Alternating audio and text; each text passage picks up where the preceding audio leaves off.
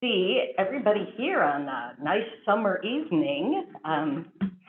So we are doing things a little bit differently today, but the first thing we have to do is approve the minutes from our last meeting, which was a long time ago, a month ago. So I'm hoping everybody had a chance to read those minutes. Any questions or comments? Anybody want to make a motion to approve the minutes? I move to approve the minutes. Thank you, Lloyd. Is there a second? Second. Thank you, Will. It's been moved and seconded. All those in favor, please say aye. Aye. Any opposed? Motion passed unanimously. Next is the board chair update. And I'm kind of excited to share with you some things that have been going on as your board chair. The first thing I wanted to tell you about is the reason I missed the last meeting is because I was in Washington, D.C., meeting with our congressional delegates. And we met with Rosendale, Daines, and Tester, and it was very productive. It was very interesting because this was for MTSBA, and usually our executive director presents some of our asking or some of our talking points, but both of them got COVID. So us directors, we were on our own. But we had our talking points. So there were 4 things that we wanted to talk about with each one of them. We talked about the ESSER funds and the ask, and this was my topic, the ask that I made of each of them was to extend the deadline for spending the money for 1 year in light of labor shortages, supply chain issues, inflation. If we want to truly spend the money on what it's intended for, it would be nice to have an extra year to accomplish that. Just a lot of the hoops you have to jump through. You have to have the merchandise and then pay for it. So just asking for a year extension. It was well received, and I meant to call to find out where that stood, but I got hung up today doing other things. The second thing we asked for was to be responsible for what they have promised for funding for special ed. They've promised 40%, they're at about 17%. So that was a little bit trickier ask, but we made it anyway. I think we make it every year. We talked about the teacher shortage. We talked about recruitment and retention for that, which the federal government doesn't have a direct say in that. However, we talked about the loan forgiveness for teachers. And that they totally understand, but that's a big ticket item. So I don't expect that in the near future, but at least they heard our concerns. We also talked about privatization of education. And, you know, that was right after Daines introduced his bill. So we did have a lot to talk about, you know, didn't change anything, but we were heard. So that was an important thing for me. Second off, well, and we did some fun things too. We went to all the monuments. We went to Arlington National Cemetery. It was a very interesting trip. Second thing I want to tell you about is the Great Fish Challenge. I talked with Dorothy Drury, and the Kalispell Education Foundation is putting in their challenge again this year for administration, trustees, staff, and their board. If you remember, last year, we were challenged to get 100% of the trustees making donations to the Great Fish Challenge. It was embarrassing, right, Scotty, to go to their program where they showed us where all their money went to, the grants that they gave to teachers. It was embarrassing that we had, do you remember what the amount was, Scotty? 40, yeah, 40% from trustees donated money to this. Well, I think it's time we put our money where our mouth is. And I challenge you, and they get an extra amount if we can get 100% donations by the end of next week. And I will send out a link so you can make your donations online. It's easy. And, you know, when they apply for other grants, it is really nice, and you get extra points if you can say 100% of administration and trustees, you know, the governance part of it, has donated. The last thing I want to talk about is, and it's just something I've been thinking about a lot. One of the most difficult things we do as trustees is listen and respect people who have different opinions from us.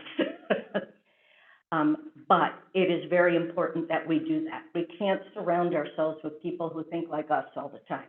We have to be willing to listen to everybody. What I want to caution you at, and I know I'm one of the worst ones with this, is there's a difference with us as trustees commenting on things as a trustee or commenting as a private citizen.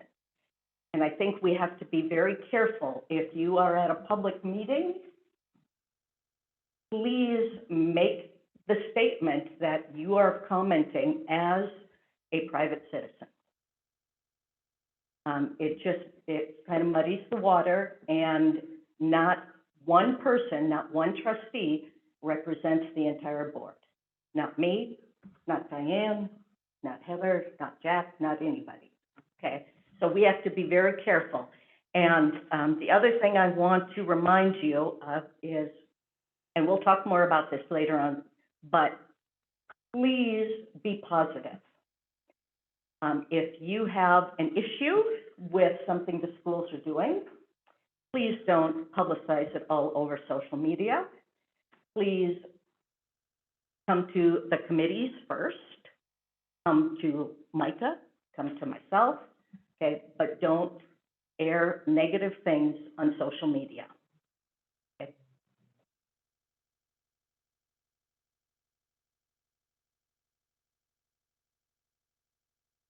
Okay. Trying to think where I was going with this. I know where I was going. Public comments. Here's what we're doing different. And so if we stumble a little bit, please forgive me, because this will be the first time we're trying this. We have moved our public comment period to the beginning of the meeting, not the very beginning. You know, when we have those student reports, we will do them first, and then we will have 15 minutes of public comment, okay?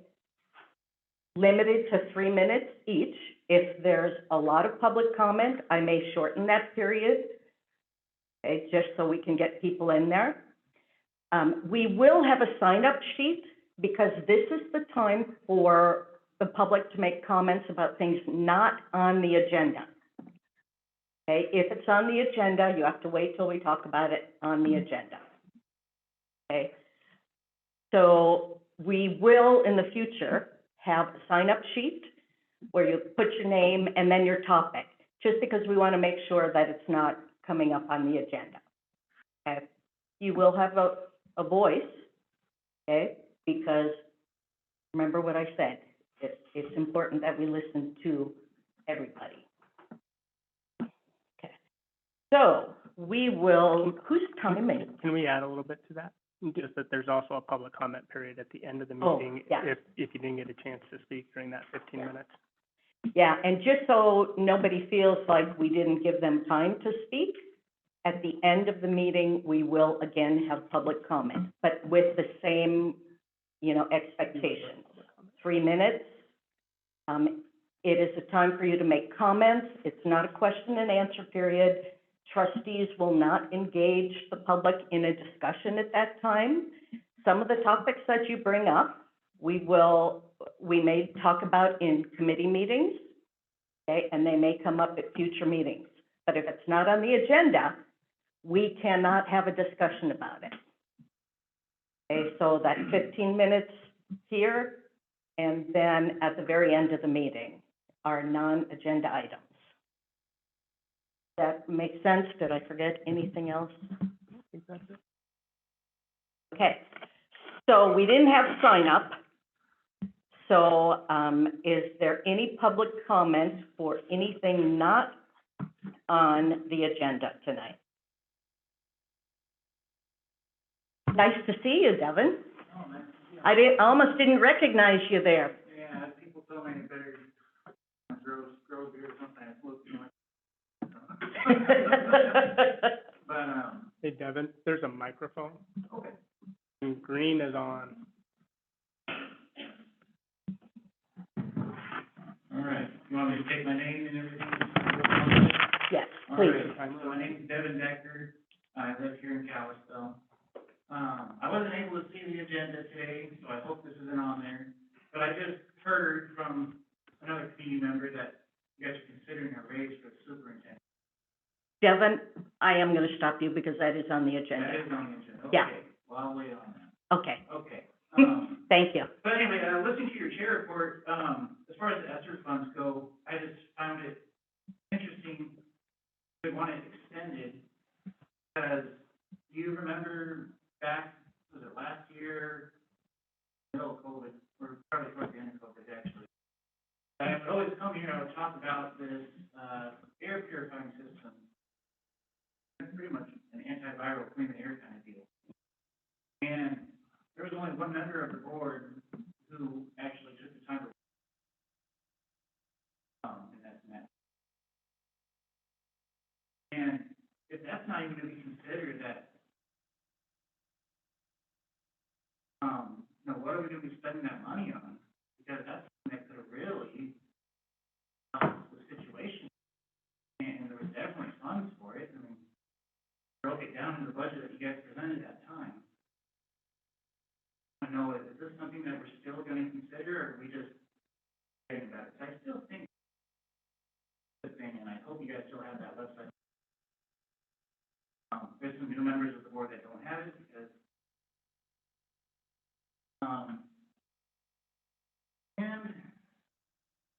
and then when you said that, to keep the comments positive, I think what you. And that was a message to the board. Oh, wait, okay, yeah, because I'm thinking, negative comments are good for you guys, right?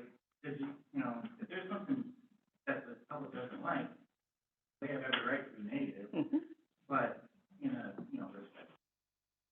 So I just hope, anyway, I'll be back. Thank you, Devin. Mm-hmm. Anybody else?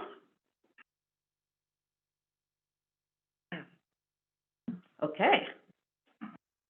Next up on the agenda, personnel action items. And Mike, Me. are you doing this one? Yep. All right, in front of you tonight is a, updated list of hires, resignations, terminations, for certified and classified staff.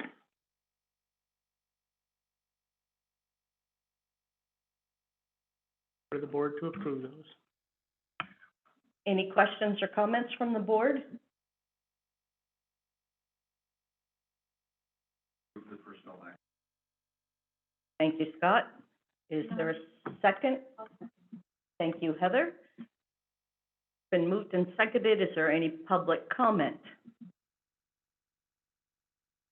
Seeing none, all in favor of approving the personnel action items, please say aye. Aye. Any opposed? Motion passed unanimously. Next up is the superintendent contract. Who is presenting this one? Denise? Me? Me? Okay. This is something we have been talking about for quite a while. I have been talking to, school districts, AA school districts across the state, and, getting very concerned about, recruitment and retention. And, so Denise and I have done some research about what other AA superintendents are being paid. This is something that we review on an annual basis. We have an evaluation that we do with questions. I'm actually pulling up stuff for this. Okay. I'm sorry. Yeah. So right now, Micah Hill's salary is the lowest of all the AA superintendents. We are not the smallest AA district. I look at the things that Micah has done this year, including the grants and additional funding that he has brought in, $10 million over the next 4 years. That's additional new funding. Hiring and training.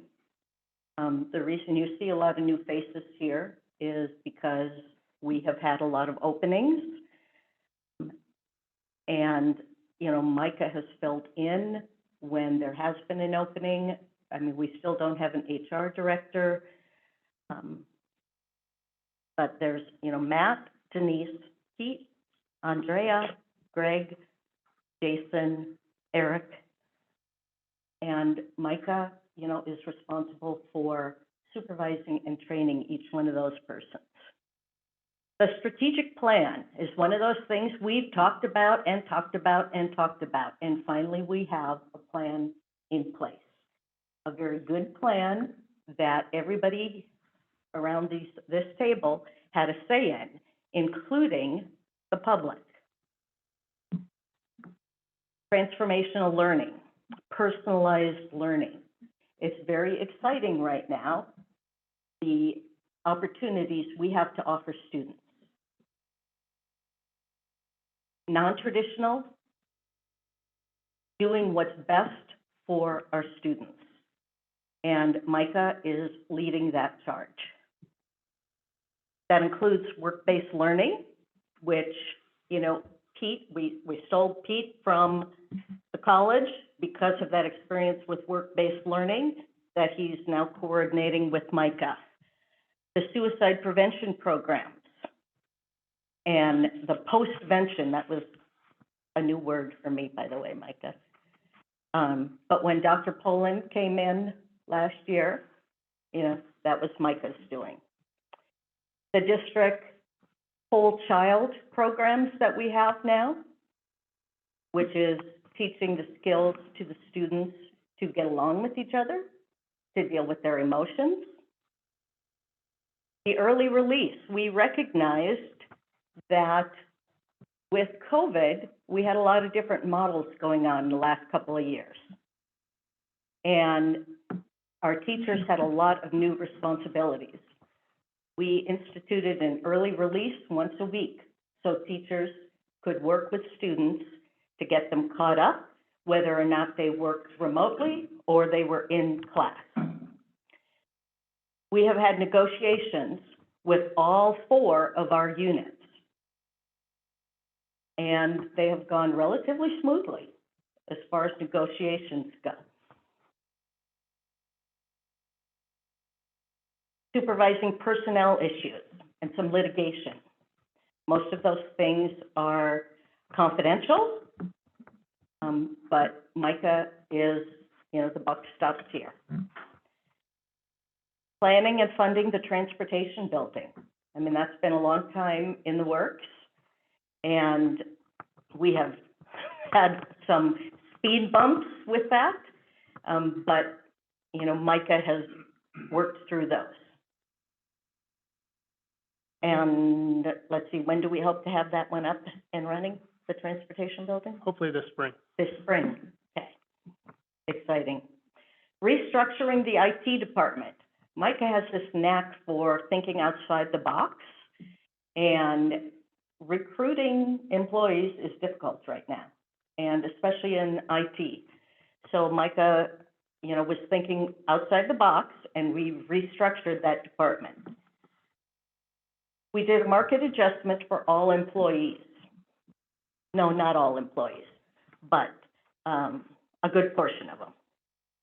Admin, Non-union. yeah, non-union. Yeah. Budget development, which takes a lot of time, dealing with the ESSER, the Interlocal, the ARP funds, as well as our regular operating expenses. We now have board docs implementation, which is what you are all looking at right now, everybody except Ursula and Lance. But it's just a nice way for not only trustees to see the information, but also the public has access to that. So what we are proposing is an increase in salary, similar to what the county has granted their management positions.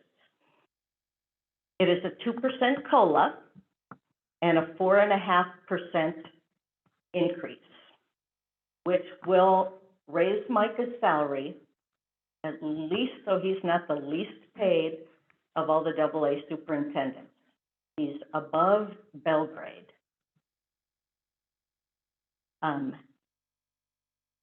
I can fully support this request for Micah, for what the time he has put in, the skills he has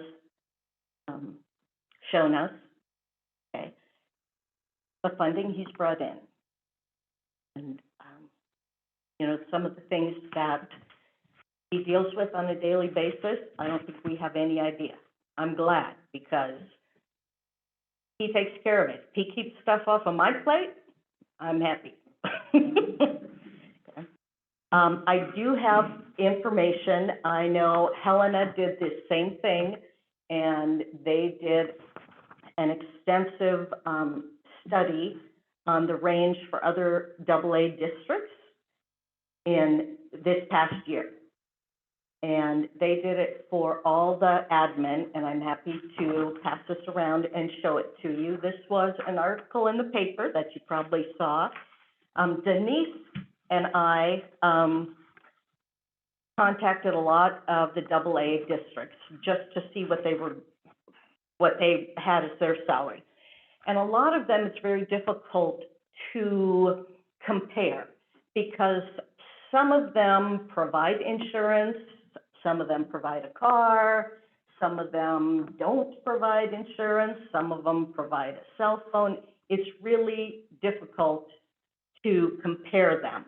But we did the best we could, as well as, this article here. And I am happy to share this with you. So Denise, anything I'm leaving off? I'm sure there is. I wish I had both. I could go, yes. But, no, I think, you've probably covered everything that we put together.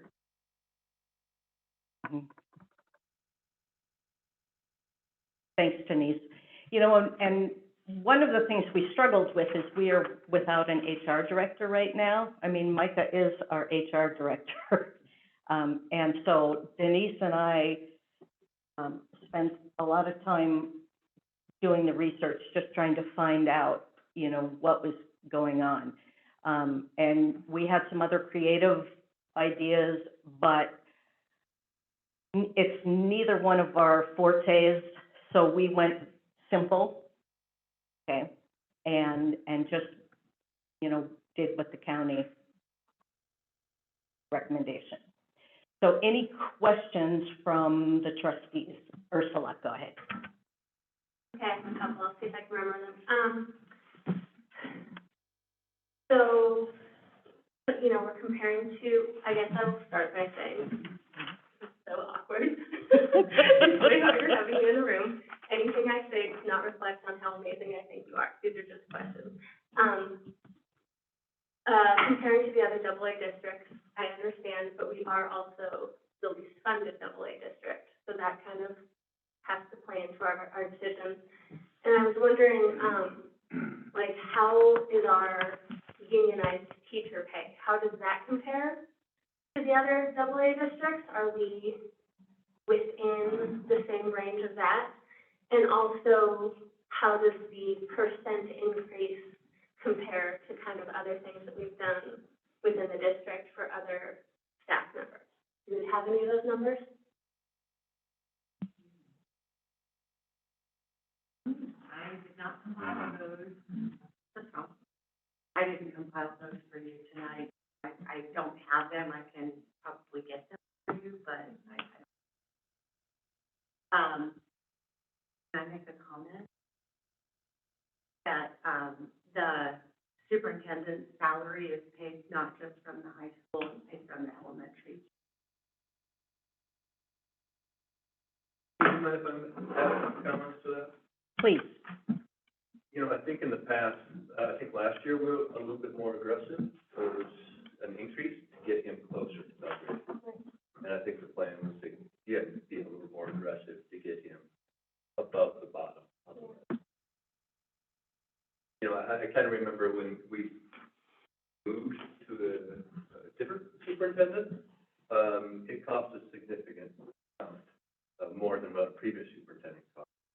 And Mike has done great, and heaven forbid he ever leave us. But we would be looking at a much higher total, I think, if we were to do one. Do you agree with that, Sue?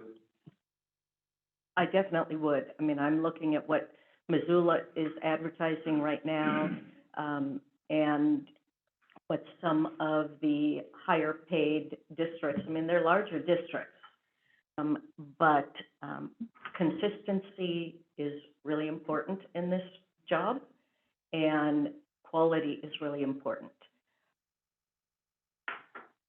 So, yeah, I remember we, had these discussions a lot last time. And we're still we barely made any movement. You done or something? A couple questions. If I remember right from last year, there's like 0.5% on retirement. Is that part of the equation as well? Yeah. Yeah, it's the usual things. And those, when I talk about some of the unusual things or thinking outside the box things, we talked about some of those, but we just this year had to make it simple. And the other question is, usually the contract is for the fiscal year. Would this be retroactive to July 1st?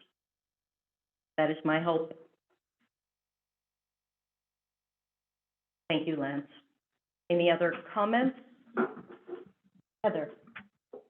I reiterate what Ursula said, has nothing to do with Micah other than discussing numbers. I wholeheartedly believe you are worth your weight in gold. I'm concerned with the number we're talking about. And Sue, when you're talking about comparing attendance salaries, are we also comparable in salaries with our art teachers, our paras, are they being paid accordingly, so they're even as well? I can speak to some of those things in general terms.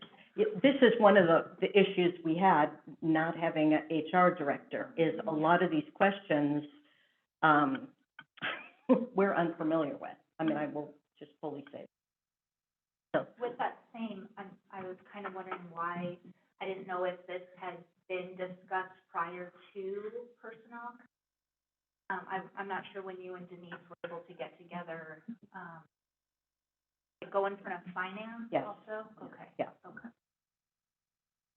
Micah, can, Yeah, I can speak to, in terms of teacher salaries, we are definitely above the average, in a variety of categories. We actually, there's all sorts of spreadsheets and charts that look at it, but we might be lower in starting pay, but, finish at a much higher salary. So everybody's got different salary schedules, but generally speaking, our our teachers are above the mean, when it comes to salaries.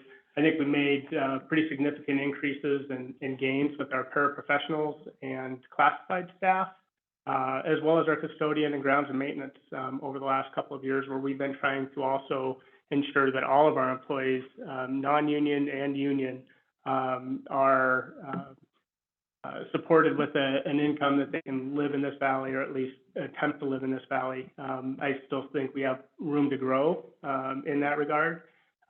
When you have people who are employed that make $15 an hour, those are hard starting wages, but they're also, not outside the norm of what we would see either in the valley and or what we would see in other school districts. And there's some areas where we are outpaced even by some of our local rural school districts in some of these areas too.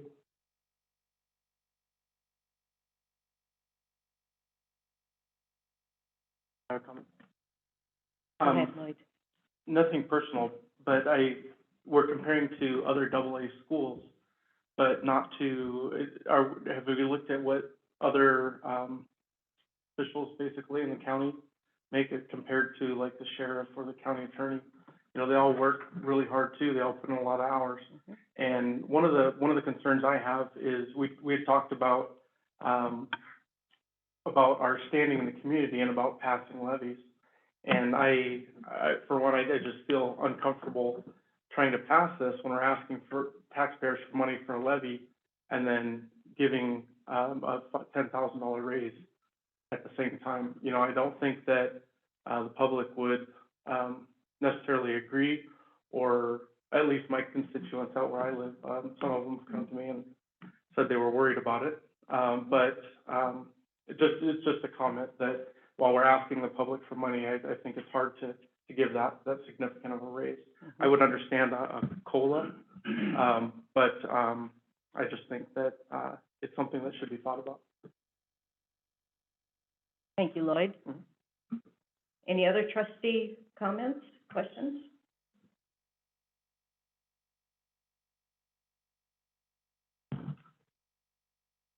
Yes, Diane? As we were looking at what makes sense for the type of raise that we could look at, the fact that the county was looking at 4% raise plus the COLA is why I was thinking that, yes, this does fall in line with what we could do. Looking at what is the attorney making here in the county, I don't know if that's really appropriate since we're not looking at the supervisory role that Micah has with the number of staff that falls under his purview. So, that comes into play as well. But I see what you're getting at. But, so there are a lot of questions in there. And boy, I just really wish we had an HR director here as we're trying to deal with this. So I felt very, very comfortable with what we're landing on, but that's my 2 cents. Ursula?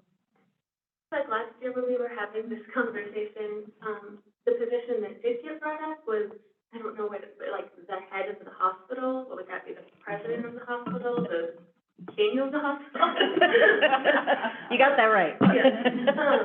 Yeah. Is that a number that, do you guys remember even what they said last year, was that? Oh, we can't even come close to that salary. No. Because that's the only person who has it. Yeah, that's like 1.3 million. Okay, and Yeah. how many employees do they oversee? They are, 3,000, yeah. probably, Okay. for the whole system. they are one of the Okay, so largest, it's not really yeah. comparable either. Yeah. Okay.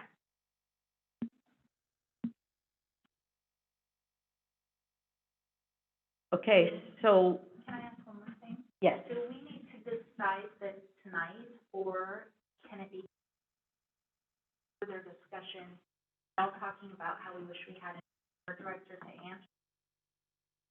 Not sure if anybody else on the board is just comfortable with taking a vote right now, or I'm just throwing it out there if I'm. It is a possibility to table it and wait. It did go through finance with their recommendation.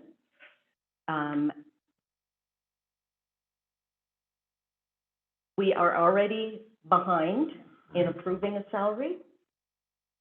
We gave Micah a very good evaluation this year. And would we be having the same conversation down the road? Diane? I had one more comment. When we talked about this last year, we had another, we were looking at one other person that we could try and compare his role to would be Jane Harris, president of FDCC, and her annual wage is about $240,000 as president of the college. So that was the only other one that we had that Tracy was using as a good comparison. Thank you, Diane. What I would like to do is ask for a motion, and then I will ask for public comment, because I think most of you are here to make a comment. And after that, if we get a motion and a second, okay. So I'd be glad to make a motion.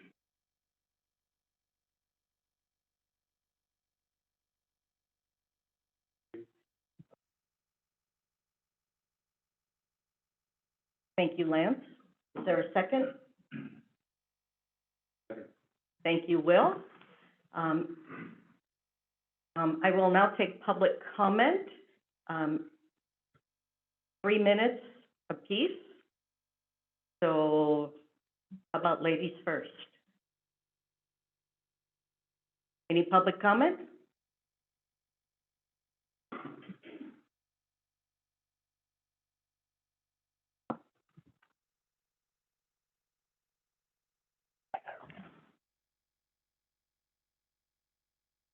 My name is Heidi Rodell, that's R-O-E-D-E-L. I'm only one person, but I'm sure I represent hundreds of flathead taxpayers like myself. A vote to increase the superintendent's salary would not only hurt taxpayers this year, but for years to come. In our current economy, it would be better to direct taxpayer money to teacher salaries where it has more direct effects on our students' education, giving higher wages, or hiring more teachers, which show parents who care about their students' education. The superintendent already makes more than a livable wage here in the Flathead. I implore the board to show students, parents, and taxpayers that you care about education and put this $10,000 to better use. Increases over time add up and then become unbalanced when you look at everyone's salaries. Please vote no. Thank you, Heidi. Next.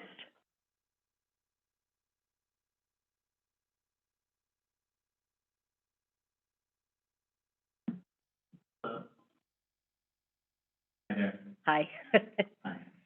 I'm Raphael. I have three children, school age, also taxpayer.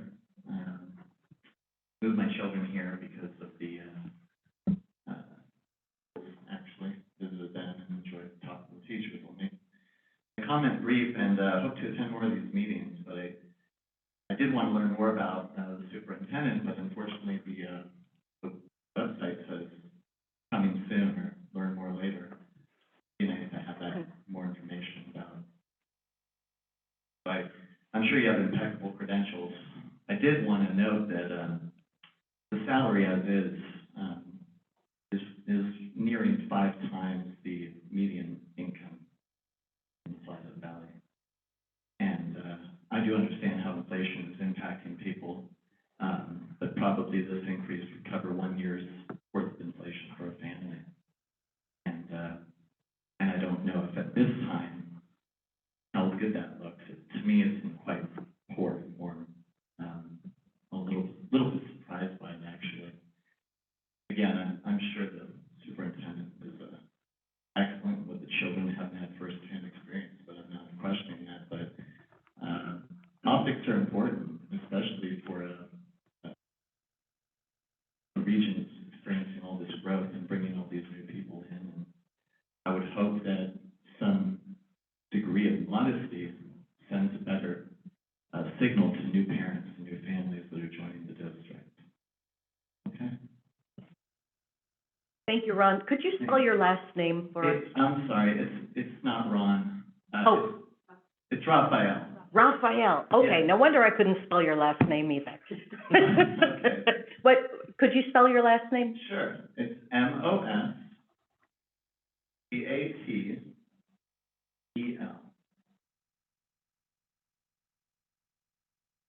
Thank you.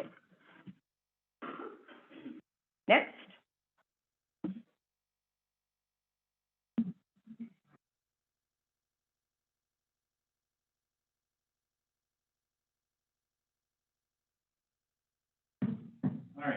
All right, my name is Devin Decker, I live here in Kalispell. But yeah, I agree with what, Lloyd mentioned. With the levy that was just denied by the voters, I don't find it appropriate to increase already decent salary compared to.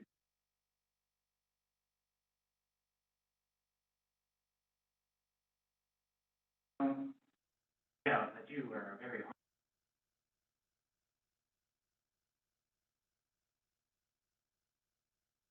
But, a six-digit salary, pretty darn good, compared to, I make approximately,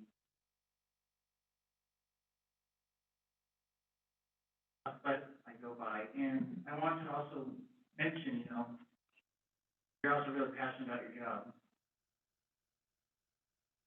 And just because you're passionate about something doesn't mean that you always want to sound harsh, deserve a raise every year.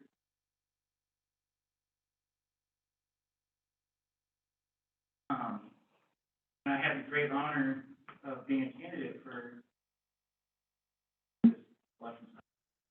And if I were elected, I would have taken the equivalent of a $6 an hour pay cut. I would have done that class. That's the chance.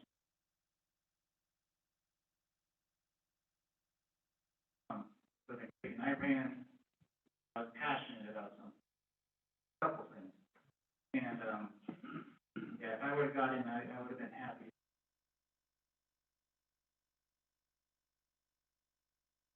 That's consideration.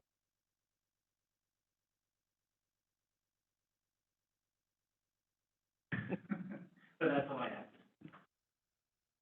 Thank you, Devin. Next.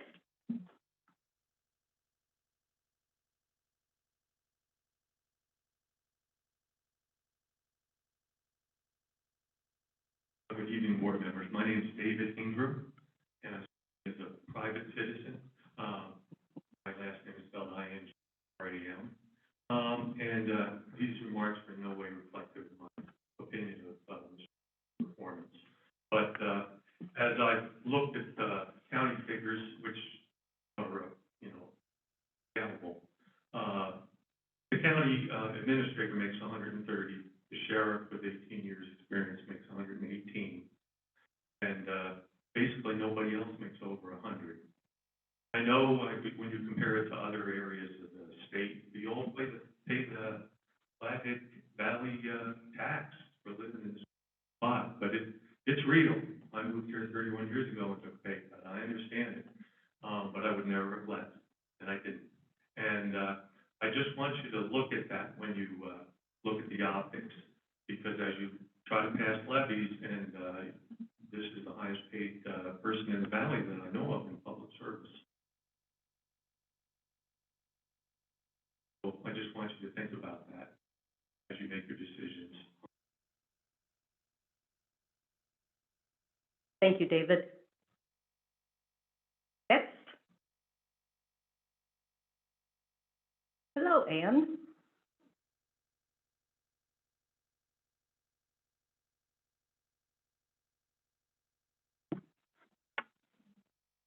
name's Ann Ingram. I'm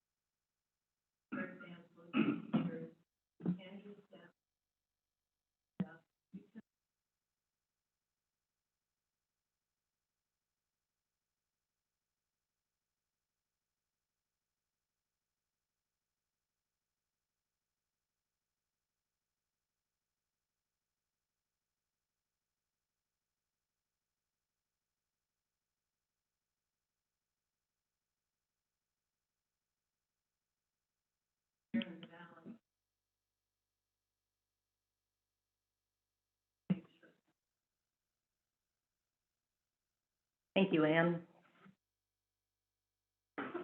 Next.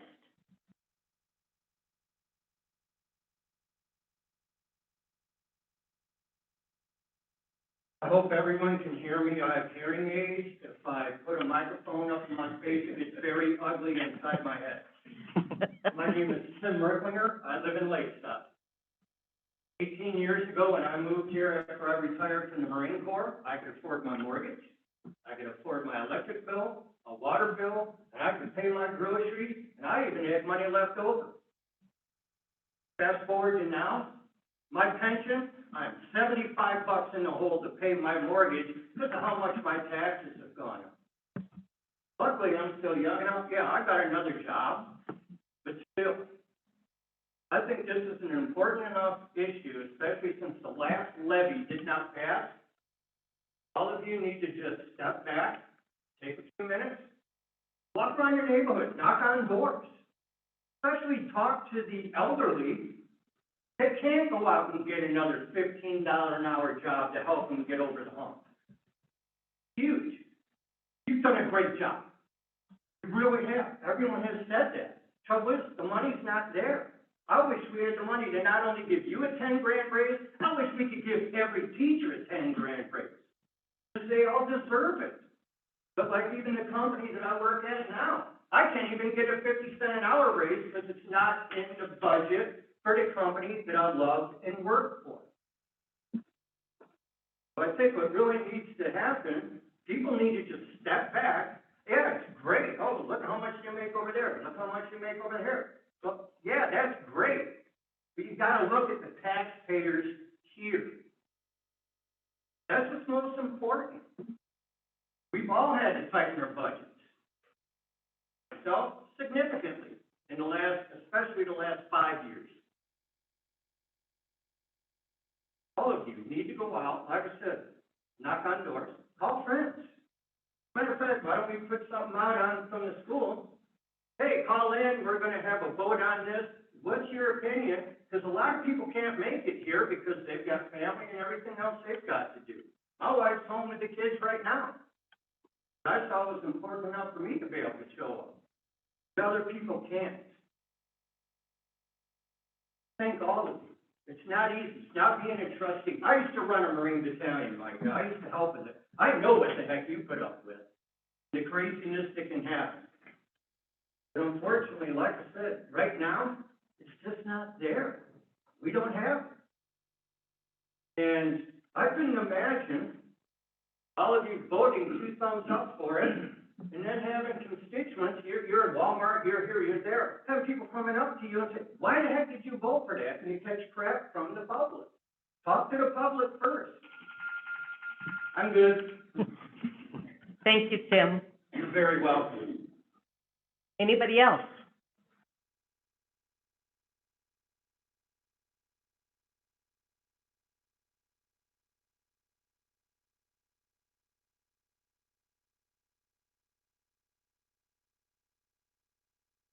Well, I talk loud. Everybody said I always had a big mouth. My name is Maddie Howard. I am a semi-retired registered nurse. When I first came to the Flathead Valley, I was making pretty good money. When I came here, I was told, oh, well, we can't pay you that here. You should be glad that you live here in Montana, in the Flathead Valley. I said, yeah, well, that's not going to pay my bills, feed my kids, put her through college. Now you have people that are on Social Security. They may make $1,000, $1,200 a month, and they have to live on that and buy food, feed their kids, which what kids are home, some of them are grandparents. They can't afford to pay a higher tax for a bigger salary. They would love to have part of what you make right now. I know I would. I'm semi-retired and I have to go back to work. And I can't work as a nurse because of all this craziness going on about COVID and shots and masking. Anybody with a medical degree knows that this is all bullcrap. Masks do nothing. So before you go give people bigger raises that are making more money than a lot of people that are on Social Security, that have lost retirements, that can't afford to pay what they need to pay now just to buy food or pay car insurance so they can take their kids on a trip, or take a ride to these mountains and see things. Think twice. If you all want to pitch in and raise his salary, that would be great. But how much are you going to make? Are your salaries going to get raised? We just can't afford it in the valley right now, I'm sorry. I'm not saying nobody does a good job. You all do, you work hard, but we work hard too, and we can't afford to live right now, paycheck to paycheck. Thank you. Thank you, Maddie. Anyone else?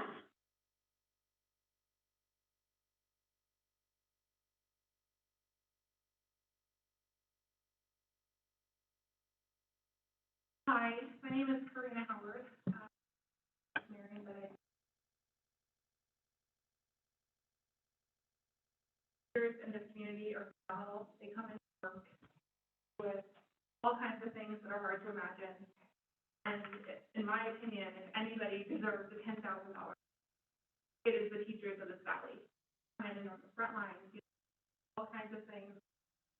With children that have behavioral problems, with children that have that need IEPs, 504s, with the community we have right now dealing with homeless families, cannot, in my opinion, approve or support a $10,000 raise. I'm not saying that I think you're doing a job. I may disagree with done in the past.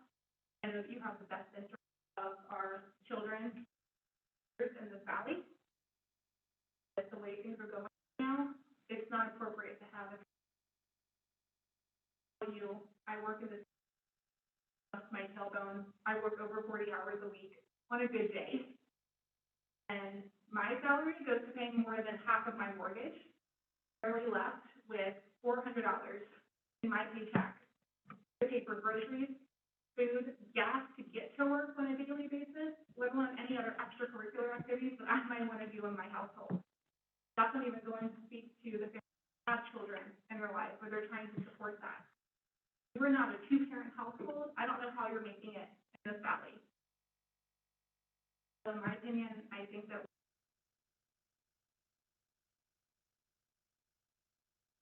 we're in this valley. Thank you, Karina. Anyone else?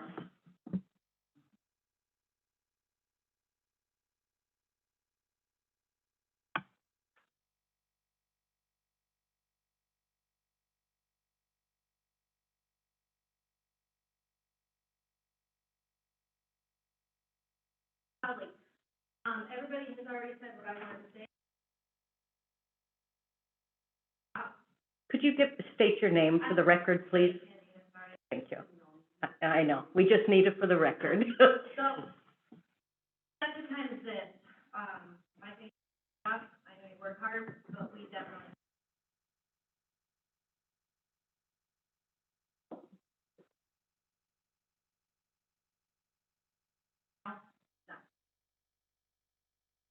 Suffering, too many people homeless, kids out,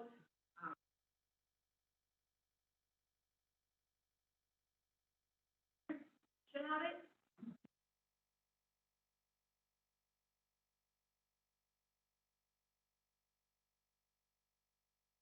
Thank you, Tricia. Anyone else?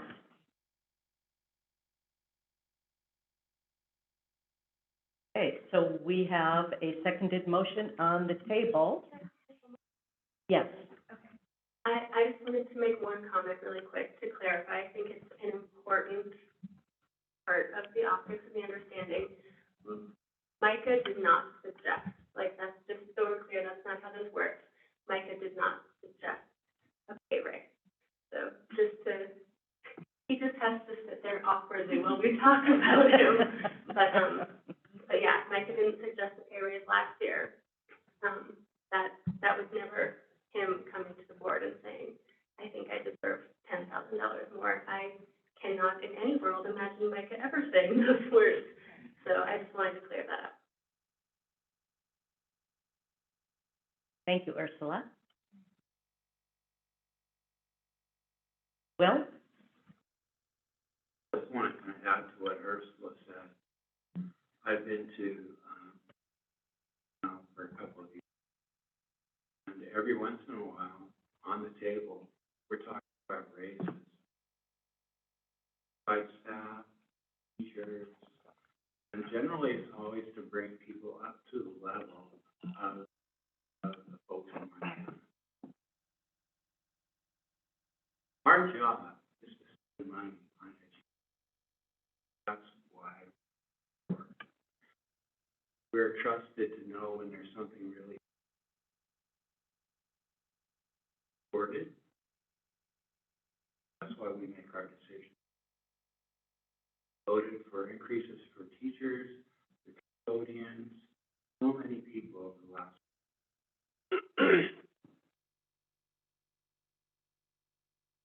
Thank you, Will.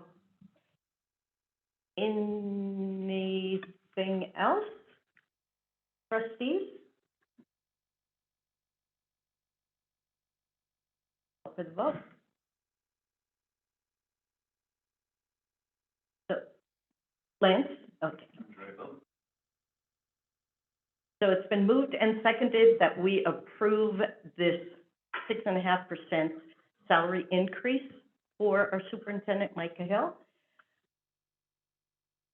I just have one more question. Just a reminder, when was the last time that we talked to the union? Just have that in my head as we go. Which union?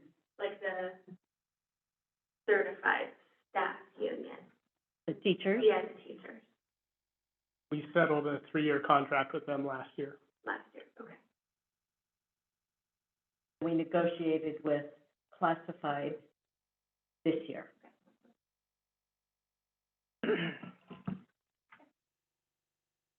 So, it's been moved and seconded. All in favor, please say aye. If it's close, I'm gonna have to ask for a roll call vote. So, all in favor, please say aye. Aye. Any opposed? Nay. Nay. Okay, roll call vote.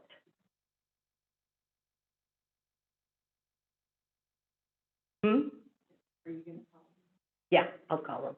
I'll just go around. Scott?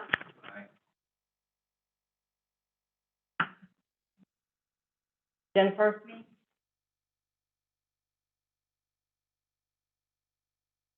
Will? Lance? Aye.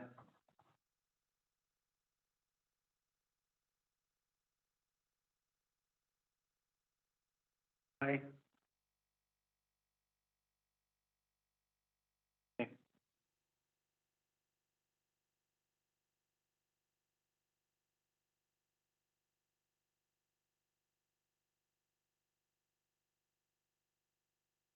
And I vote aye.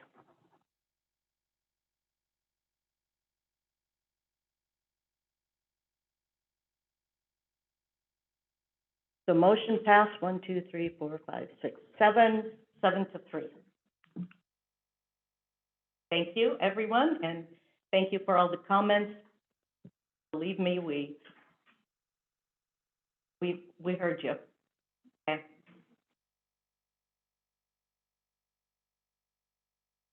Okay, next up, business contracts, Lightspeed Analytics.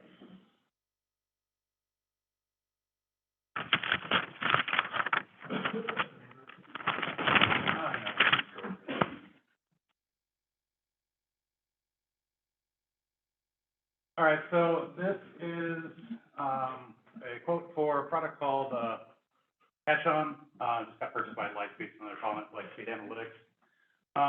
What this will allow us to do is deep dive all of our web apps and software solutions to look at usage. So it allows us to actually easily in one place, see what we're paying for and how much we're actually using it. So allow us to stop paying for some things or limit the number of licenses that we purchase. It also gives us access and kind of ties into our data governance work, giving us easy access to terms and conditions and their privacy policies. Questions? Eric? Yeah.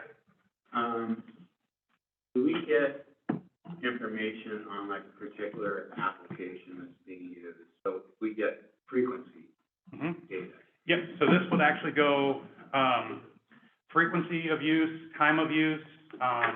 We're actually able to connect this into PowerSchool and load up the schedules. So this would, let us deep dive all the way down to comparing math classes and whether they're, using their math curriculum equally across every class period.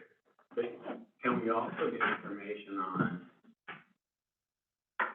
if increased performance or better, does it teach well or not?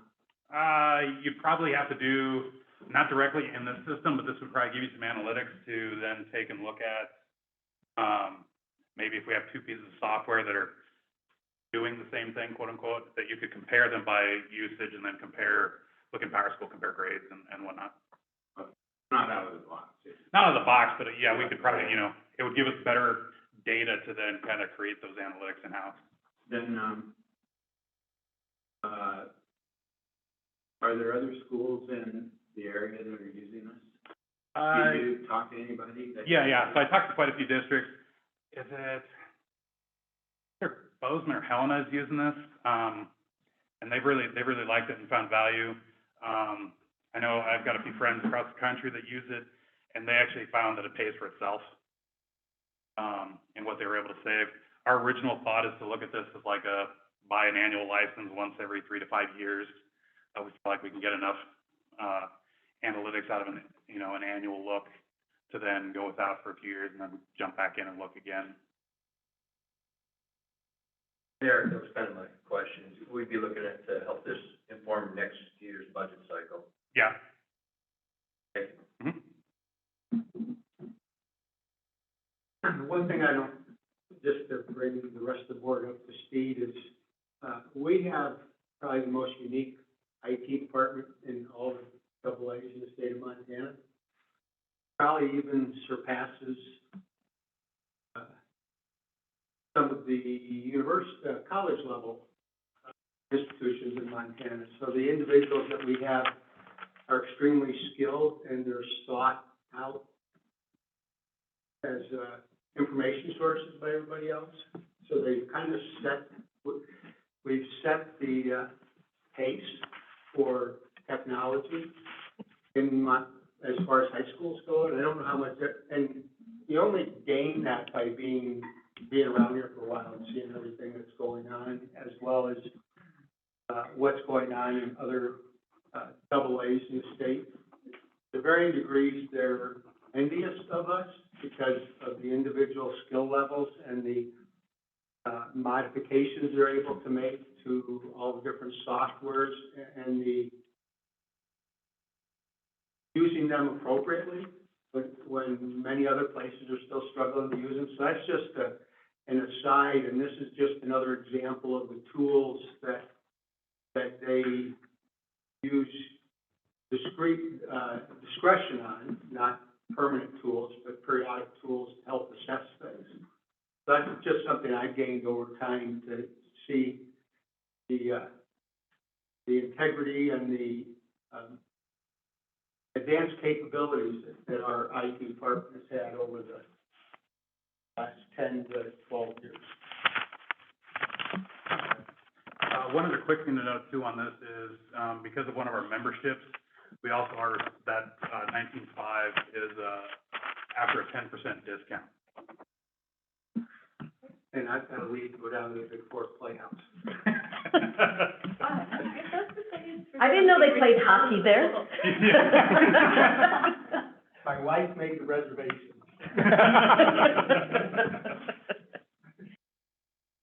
Have fun, Jack. Any other questions for Eric? Comments? Anybody want to make a motion? I move that we purchase the Lightspeed Analytics. Thank you, Ursula. Is there a second? I second. Thank you, Lloyd. It's been moved and seconded. Any public comment? Seeing none, all in favor, please say aye. Aye. Any opposed? Motion carries unanimously. Next up, interlocal agreement fund transfers, elementary. Here you go up. Go to the document.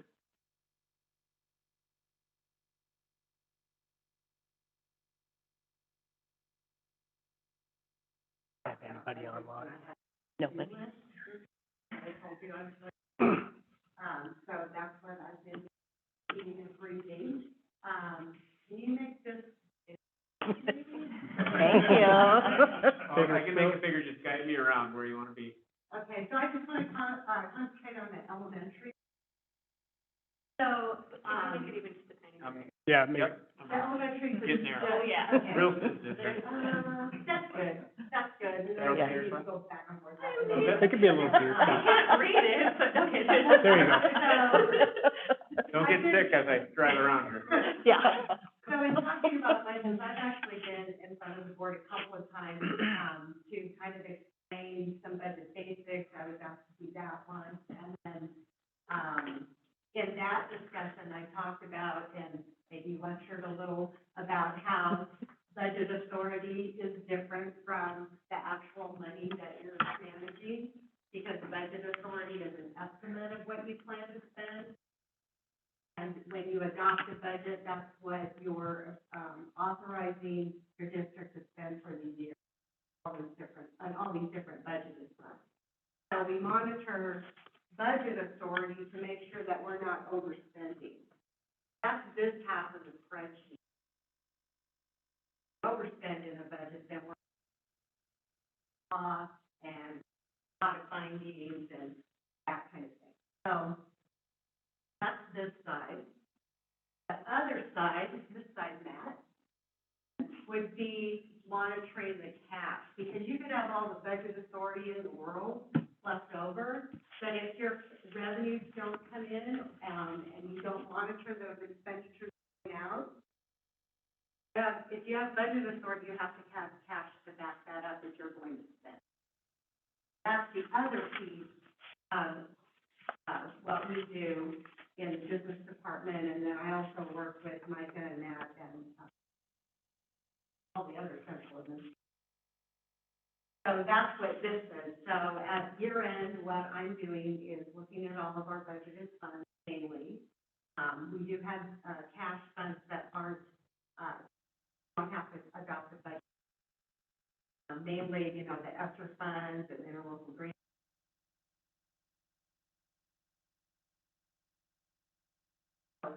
Kind of looking at the overall picture. And so here's how fiscal year 2022 ended. Go back over to, there you go.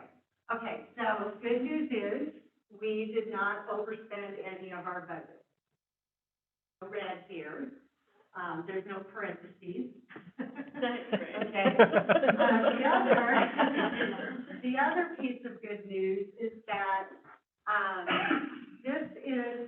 these are basically our, assets minus our liabilities. We do have to accrue certain expenditures. Generally accepted accounting principles say that you have to record expenditures in the year, that we're working. So that, all that has taken place. And big thing we watch out for is, operating reserves, and operating reserves too. Operating reserves is to give us a level of cash to operate on until our revenues for the next year come in. As the expenses going out in the school district are not do not go out and the revenues come in at the same rate. State only pays us a certain amount every month. Our property taxes come in two payments, once in November and once in May. So we hold on to reserves or any cash, we are allowed to hold on to a certain amount of reserve so that we can keep our cash flow above zero. We don't go in the red. That's the purpose of this. This is the, reserve limits, that are set out in state law. So for the general fund, the transportation fund, the retirement fund, and the adult education fund, those four in particular. So this is the cap, this is, the reserve limit. These are the actual numbers. So in the general fund, we're close to maximum. In the transportation fund, we've got maximum. In this is the retirement fund, not quite at maximum, it's at 20. And then in the adult ed, we're at maximum. So, one of the things, we try to strive for with respect to reserves is to maximize them, because when we do go and, on for a construction project, or if we're applying for loans, we have, bond raters look at our financial statements, and one of the things they look at is our reserves. Have a good, healthy reserve balance and a good, healthy financial, we'll get a better bond rating, which means we get a lower interest. That's why we pay attention to those. So that, I think, is good. If you could scroll just a little bit over to here, I listed the reserve, percentage last year. So we're a little bit less than last year in the general fund. We were able to bring the reserves in the transportation up. And also, in the retirement. We want to have reserves for unexpected, especially in the retirement. You know, school districts in other areas where, a longtime employee, especially in TRS, they might decide at the last minute that they're going to retire. They might have a lot of payout and information pay, and then they have this option they can choose for that, takes their termination pay and basically pays it in, but the district has to match. And we might not have budget authority or cash. So it's good to have reserves for those types of unexpected things we didn't budget for. So just one of the things we do, is financial management.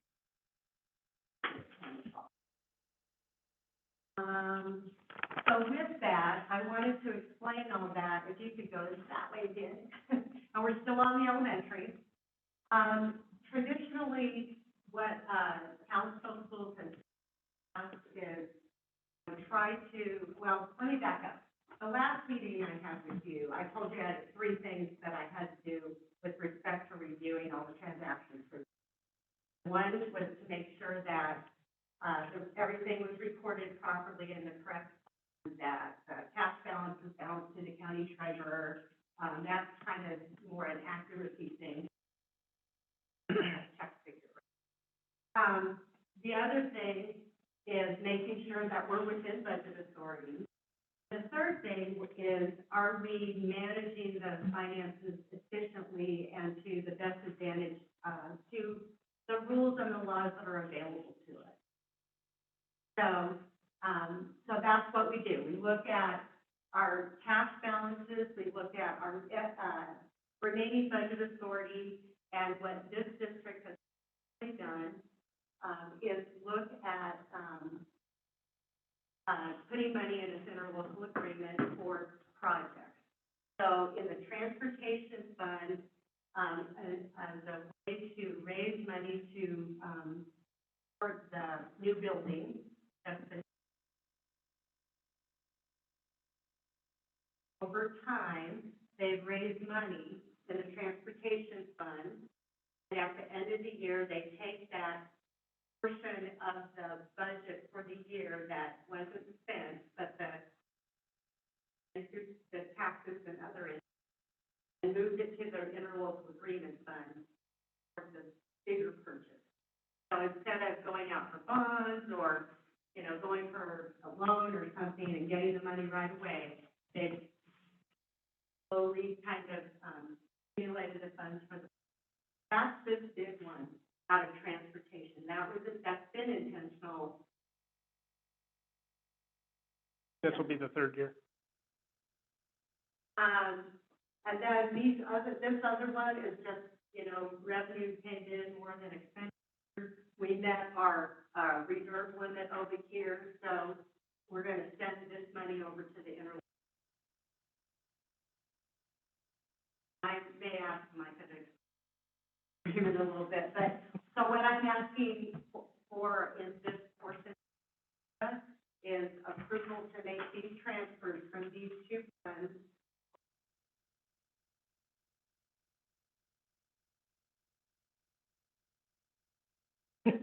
That's just this item. Denise, that little difference on the general fund, that 22,000, how do you account for that? Does that get rolled over, or is it just kind of rolled over to the next budget, or? No, that's just unspent budget authority.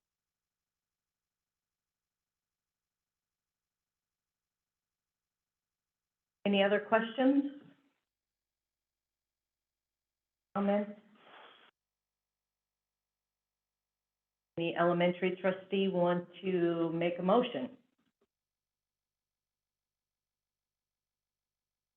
If you approve the transfer of funds out of transportation.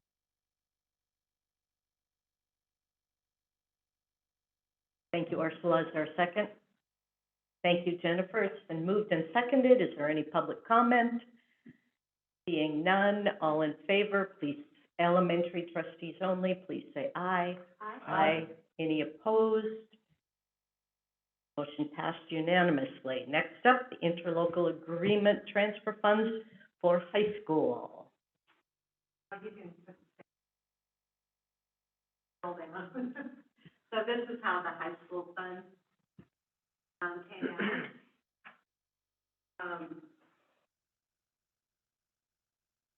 Okay, good news, we didn't overspend any of our budget. I didn't mention that in the past couple of years, that was a finding on our audit, so I need to remove that finding. If you want to scroll over here, Matt, then we can look at reserves. So if you want to compare to last year, so we're right about the same amount of reserves, just a little bit. Now, with these reserve limits, they're based on the next year's adopted budget, which we're going to talk about next. But that's how we determine what our maximum reserve is. So we're maxed out almost in the general fund. We are in the transportation. Notice that we're over 20%. So this is there's a difference over here of about $335,000. The law says that if we have, once we maximize our reserves, if we have any fund balance left over after that, we use it to reduce the $333,000 will be used in the retirement fund, and that's actually not a district. That information will go to the county. Will be considered in the county superintendent's calculation of it. And so we're looking actually better at the high school. It's really helping, really good. So back over to the transfers, what I'm asking, same thing, the transportation serves both the elementary and both budgets are supporting that project. We have some money left over in the fund and also in the adult education. I would like to just transfer.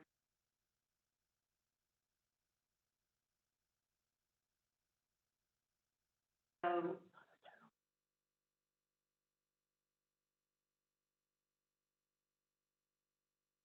Denise, I don't know, this is a question for you, maybe.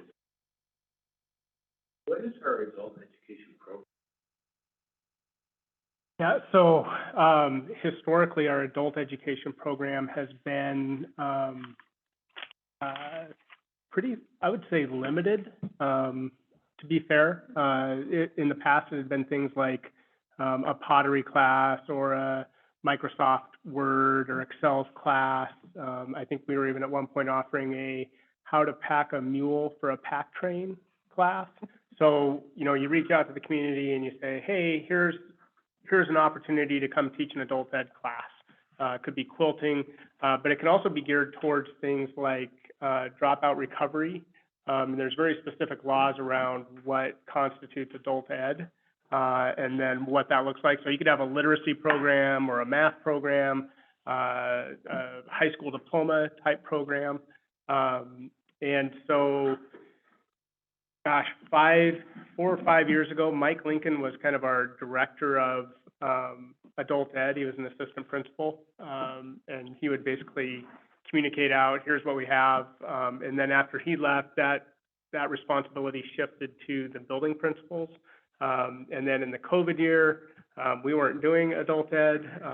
You know, we had kind of our operational phases where we kind of shut those things down, and then really didn't do a whole lot with it in this past year. But also keeping in mind that we had applied for the Advanced Opportunities grant, which we can use 1/4 of the value of that grant out of adult ed to help support those efforts. And so we're working on just kind of a complete revamp of our adult ed programming and looking at how can we incorporate our work-based learning and some of our other opportunities to support that. It's, you know, for as long as I've been in the district, it's been something that we've just milled, or we've levied 2 mills, approximately on the elementary and the high school side. And then it's kind of dependent on what people want or how they want to do that. I know one of the challenges when I was at Glacier High School, you know, we put out like, here's a whole list of all these different things. They could be parenting classes, they could be, I mean, all sorts of stuff. Was a willingness of people to actually want to do the work for the pay that we were paying them. And that's really at the discretion of the board and our finance director on what is a reasonable hourly rate for someone to do something. So for example, if our teacher said, hey, I want to teach a ceramics class, and we said, great, we're going to pay you $20 an hour to do it. They're like, it's not really worth my time. You know, as a teacher in the classroom, for all the effort and time and prep that goes into it and actually doing, they're basically saying no. And so we levied the money in hopes that we would be able to support that, but we haven't. And for, you know, if we look at a historical look at the interlocal agreement, you'll see that year over year over year, we put a lot of money from adult ed back into the interlocal agreement.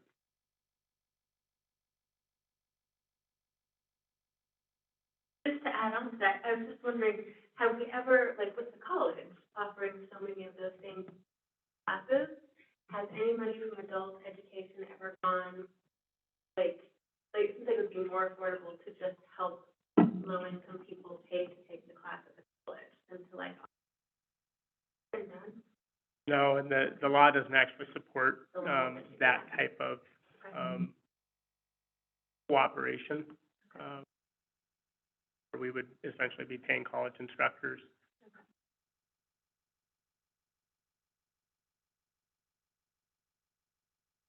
Did I get your question answered, Will?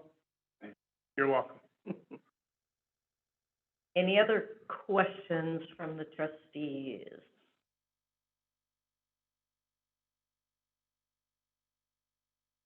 Okay. Anyone care to make a motion for all trustees?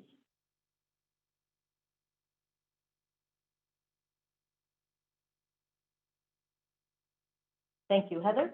Second. Thank you, Will. It's been moved and seconded. Any public comment? Seeing none, all in favor, please say aye. Aye. Any opposed? Motion carries unanimously. Next up, final budget adoption, 2022-23, elementary side. Before we go there, Sue, can we go back to that spreadsheet, Matt, and just do a quick recap on the interlocal agreement?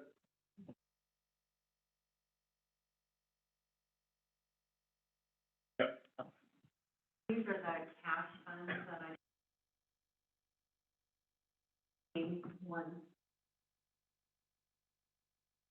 For the elementary building fund, here's the ending, actually. Okay, right there.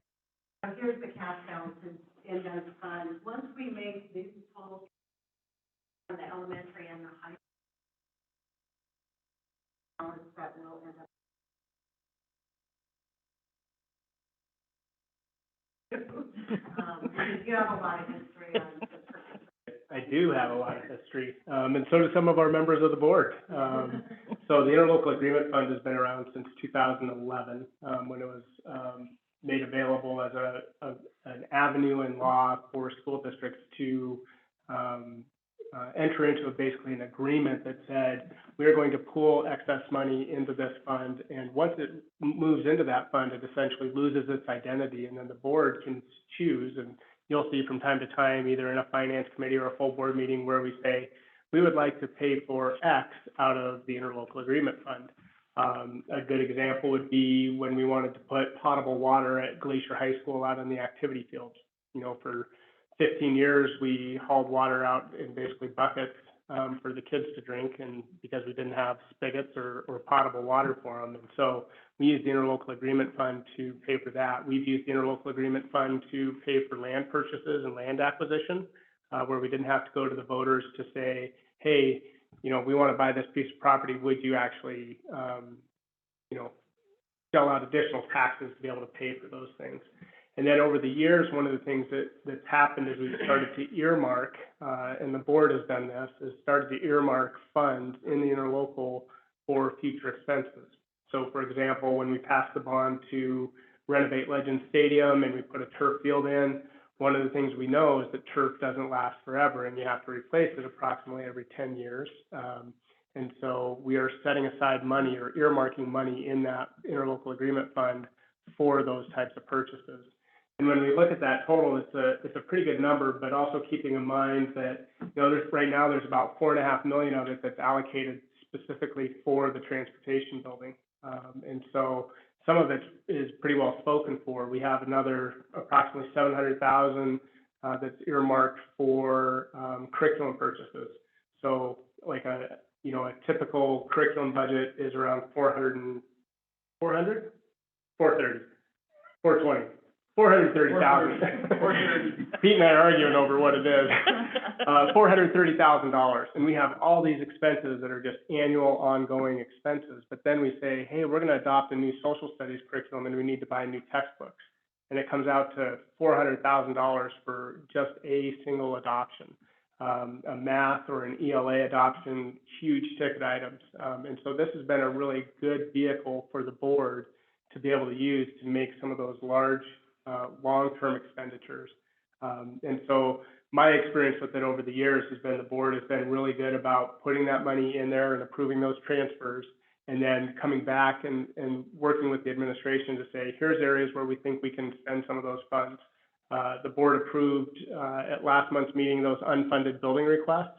So, you know, we're going to get an inclusive playground at Hedges for our special ed students. We're going to get some just basic needs met within the buildings for a variety of projects.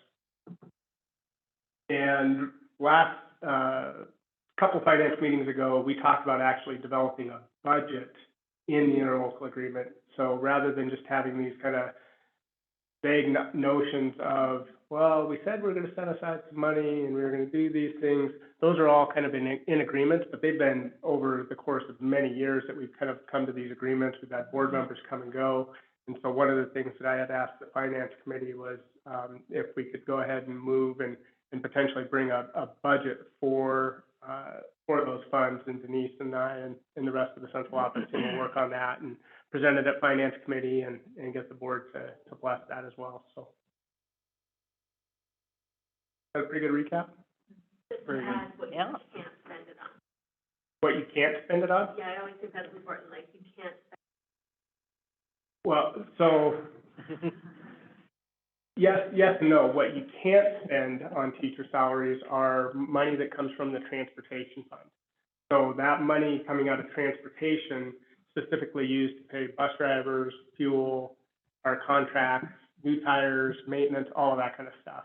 And then that money that remains, once it enters into the interlocal agreement, you can actually use it for whatever you want. And so in years past, we've looked and projected a budget, maybe a budget deficit at the elementary of $350,000. And we've asked the board to actually approve using the interlocal agreement funds to cover a shortfall.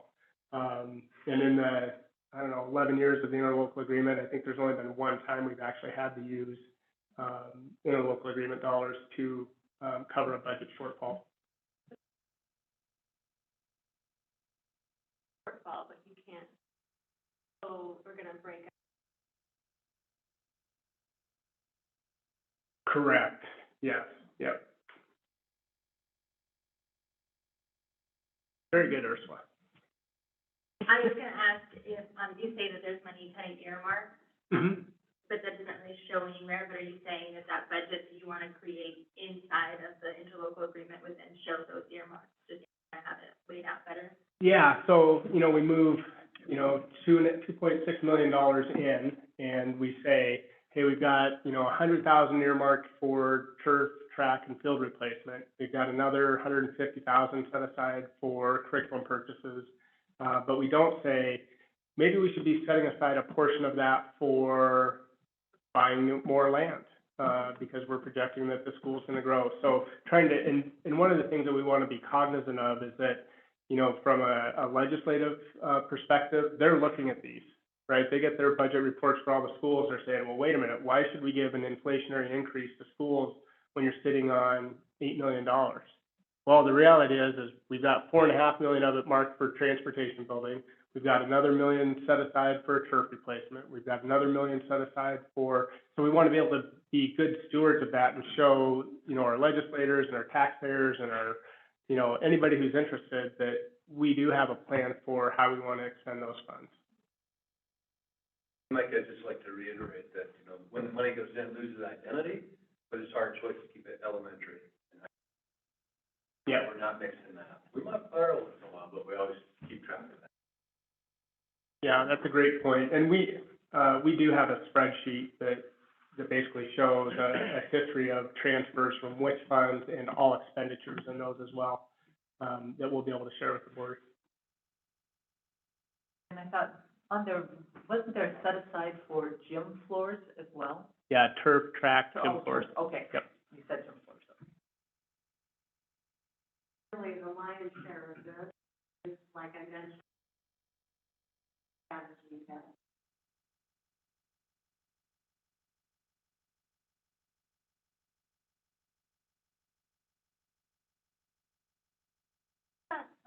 What's the 8 million bottom, what is that? that is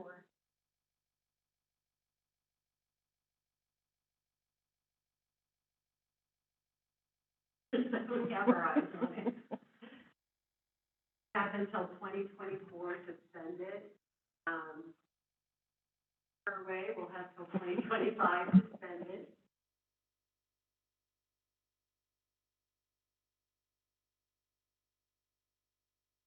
And, we have been able to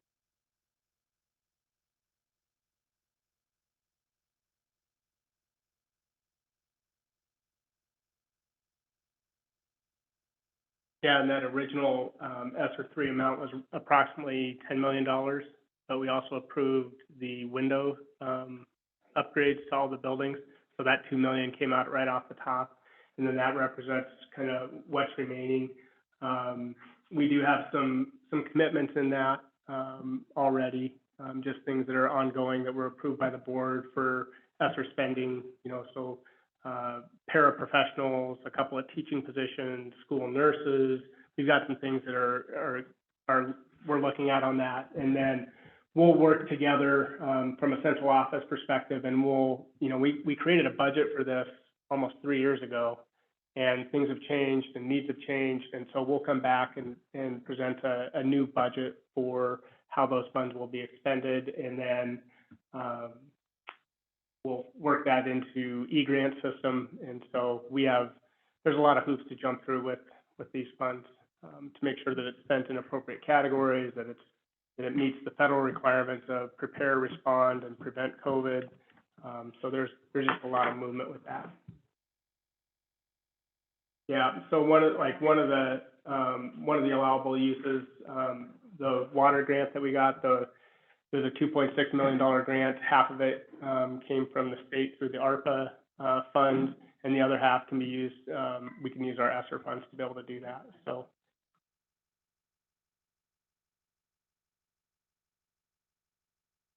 Okay, that's all, I just wanted to interrupt on that one. Okay. Thanks for backing up on that. Okay. Okay. Proposed budget. Now first, actually, if you open. So we did receive our certified tax. County's Department of. And so the good news is that our taxable value increased over last year, which means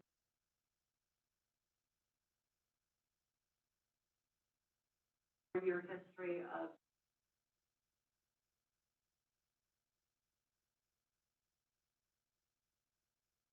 good things. The proposed budget, yeah. So, can you okay. So, the actual purpose of this meeting is to look at this, in particular, the, expenditure budget, and also, the various funding sources, and in particular, the tax levies, those that are associated. So, if you consider your budgeted funds,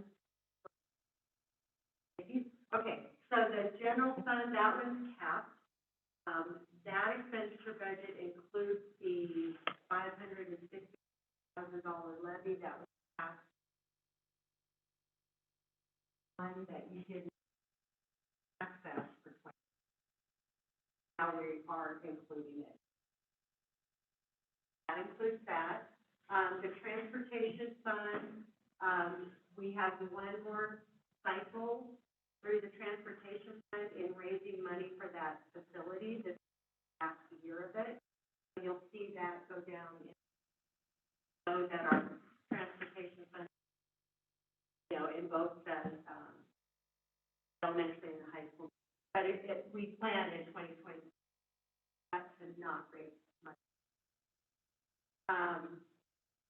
And the bus depreciation fund, is to raise funds to replace. So we set them up at cost. We have a process we can levy up to accumulate money to replace.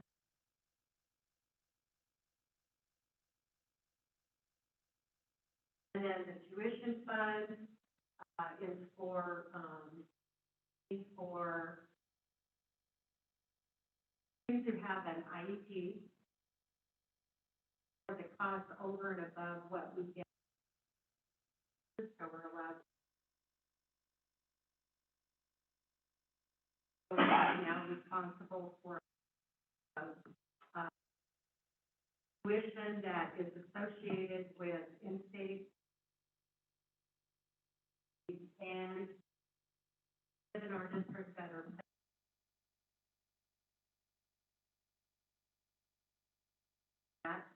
that's what this fund is. A little bit higher than what it was. Kind of sent this one down to. So,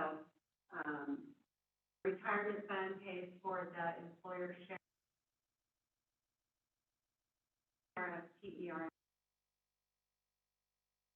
that aren't talked about adult technology fund at the elementary level. There is a voted an approved technology levy. We're allowed to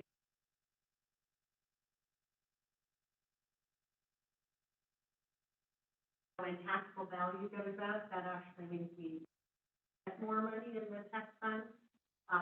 That one sunsets in thinking with our existing funds or go out and get a renewal of that tech fund. That's what's in there. The flexibility fund is a new one for you this year, and that is the advanced opportunity grant that apply for December, I think I talked to you about it, and we were awarded the grant. The state money's coming in this year. So in order to spend that money, you have to have an expenditure. There's no local tax levy associated. It's all funded by the debt service fund is the principal and interest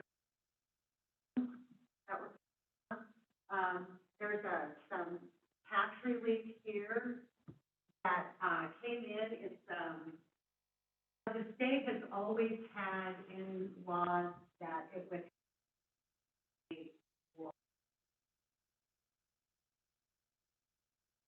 they have it structured, such that it depended on how much revenue the state actually got. And for several years, they didn't get enough, and kind of was dormant for, I would say, years. Districts actually passed on thinking that they would get this money, and the state didn't come through. Well, now it's finally been restructured, and that there is actually some money coming from the state, and we take it in, and we actually use it for taxes. There's $268,000. And then the building reserve fund, what this represents, we want to levy this amount in this, and it is directly tied to how much. There's a cap on what we can levy. It's called the state major maintenance allowance, I think. And it's made up of a formula that says $110 per A and B plus 15,000, I believe is that. And then there's another very complicated formula about the district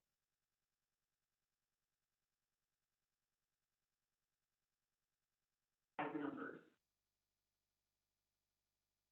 Anyway, so by not levying the maximum here, we pass up state funding. What this amounts to, looks like we're kind of accumulating money over the years. We're up to 1.2 million in this fund, so that ends up being your adopted budget for the next.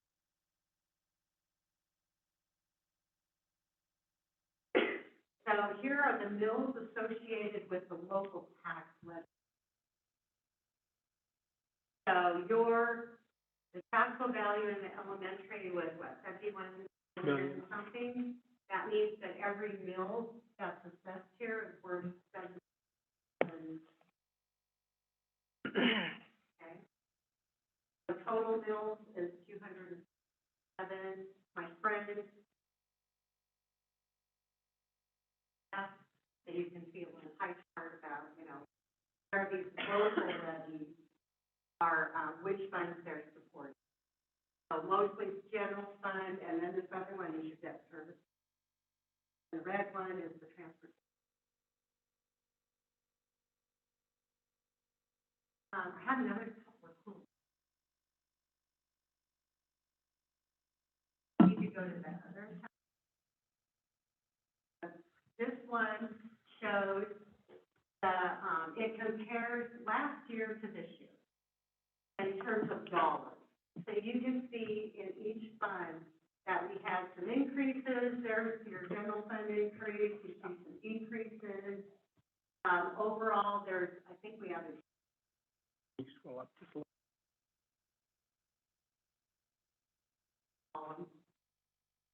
Oh, there's a slight increase, I'm sorry, at the general, in the elementary because of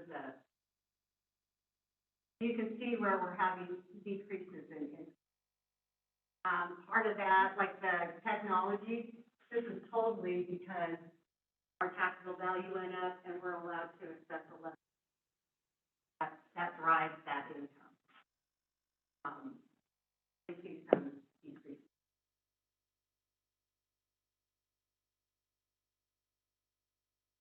One I really like is the next one. It shows you a 2-year comparison of the actual mills. So what business managers across the state right now are doing with their boards is trying to make sure that things are steady from year to year, so our taxpayers don't see spikes or huge drops, because nobody wants.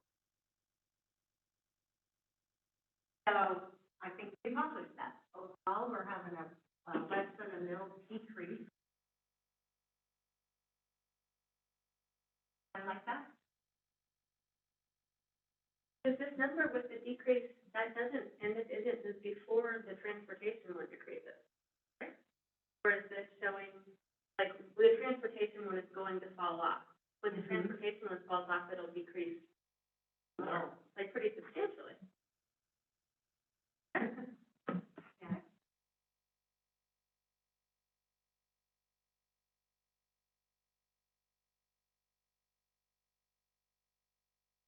I guess at this point, I would, here's the motion.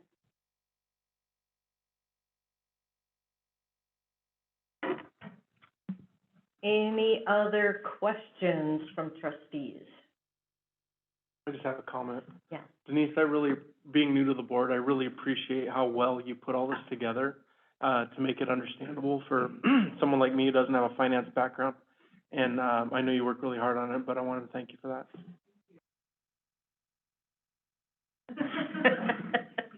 Yeah. Denise, I have, a question for you. I'm thinking back to, Micah's salary that we just approved, $10,000. That is split between elementary and high school, correct? Yes. Okay, what's the effect that that's gonna have on taxes? A lot of the public comment related to that $10,000 increasing their taxes. Can you? Sure, yeah, so, a mill in the elementary, of course, what's the high school level? I haven't done. We haven't done that one yet. Yeah. But the high school mill value is a impact of a 10 split between those. Which one was the 71,000? Was that the elementary? Yeah, that was the elementary. Thank you, Denise. Well, and I guess just again, so on the one thing where it had the total, was there a number that actually said, like, how much will taxes go down on, like, I think it's, how much? When you have it, if it's a decrease, we It's need not to a say it spreadsheet. loudly. Yeah. We need to say it very loudly. Yeah. Well, Yeah. and what you'll see is there's a, you know, a $70,000 decrease on the elementary side, and I think we said $833,000 decrease on the high school side Yeah. overall. Oh, and the money? Yeah. Yeah. So taxes aren't actually going up as a result of the school district Right. changing Do anything. that again, say it loud. Seriously. I wanted to say it during the more awkward part of the board meeting, but Yeah.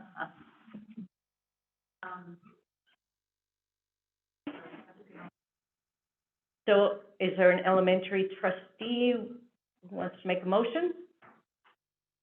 Thank you, Ursula.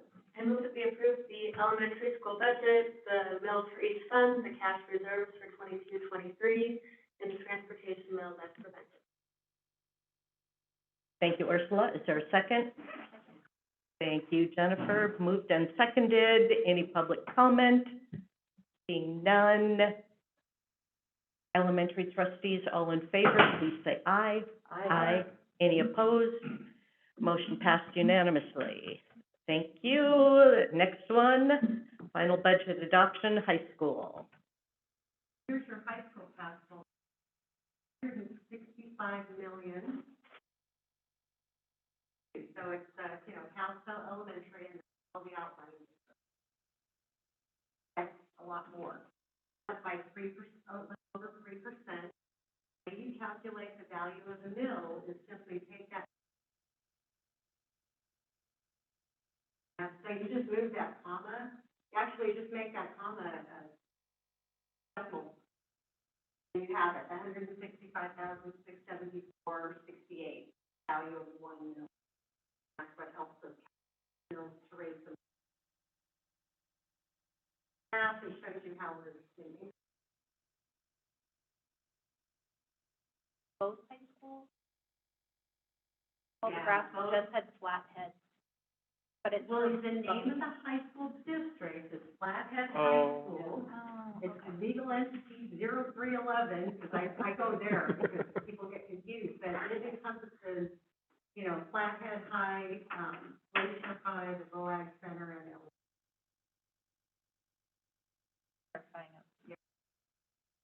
yeah, just kind of. Here are the budgets for the high school.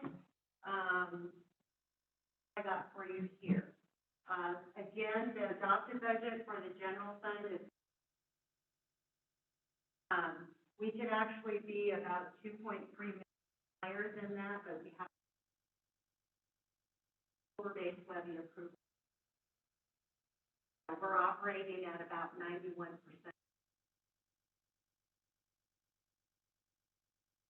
At the elementary level, it's close to 100%. Well at the elementary. Transportation, same as the elementary. You see a lot of this stuff all the same. We don't have a tech levy at the high school level, but we do get a little bit of state technology funding. Not very big. It's that 20,000 that you see. So, you know, we're just kind of, and then we find other funding sources for, and we're looking at the high school level. Debt service payment, building reserve, kind of the same situation where we want to levy the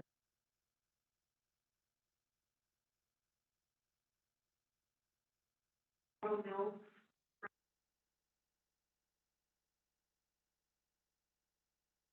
Higher mill value, lower. Split. Pardon? That's because of the split of those more. Okay. Again, general fund, debt service, and transportation.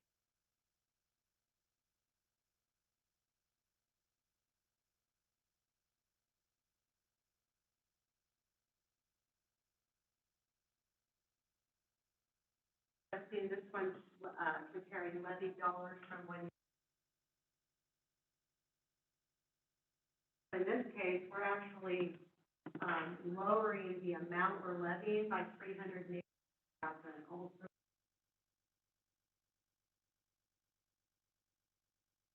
most of that is debt service. You know, we got state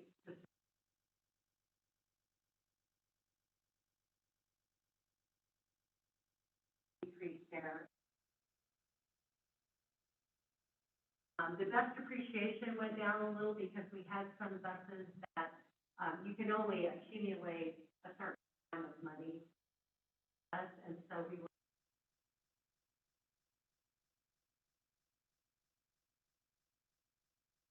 we have a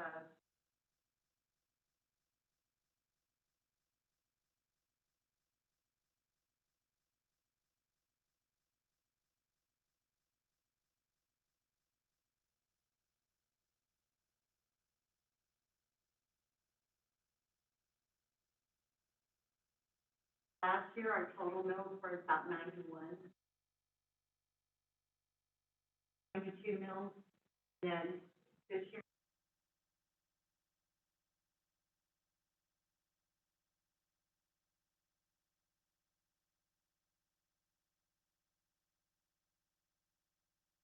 transportation, I think it's Red.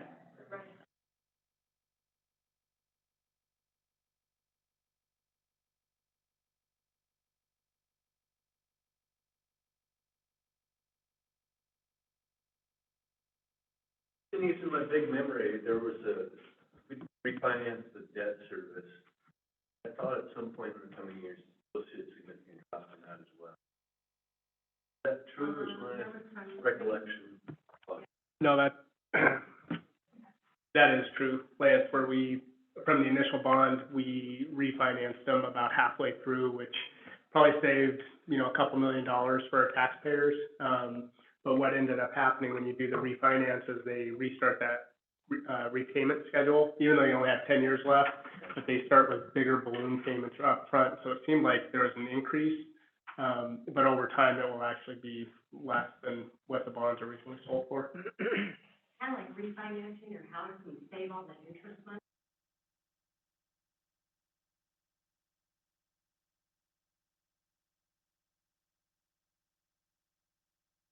Any other questions for Denise?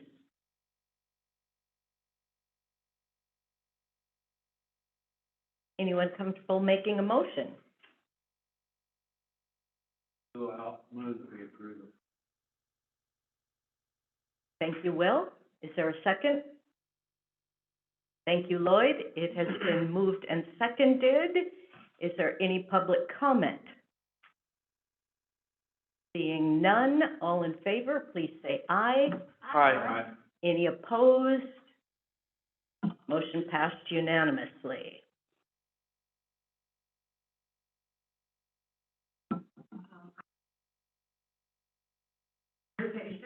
Especially Micah and Matt, pages with me of the over and over, but, there is some information that at this meeting. We're gonna be working on it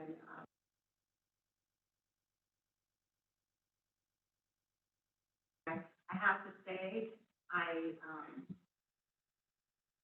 wouldn't have the understanding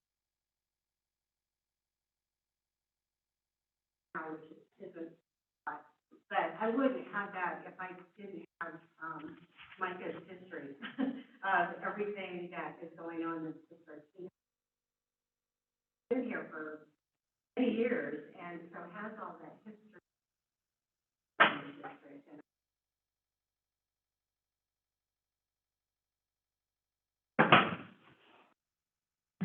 Okay, next up is our community engagement proposal.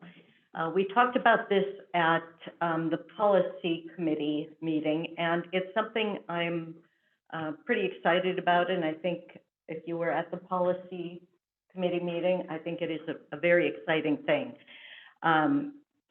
We've talked a lot about engaging the community more in our schools, and that is our role as trustees. So what I am proposing is that trustees get out in the community on a regular basis. I would like each of us to adopt a school. Some of you already have a school.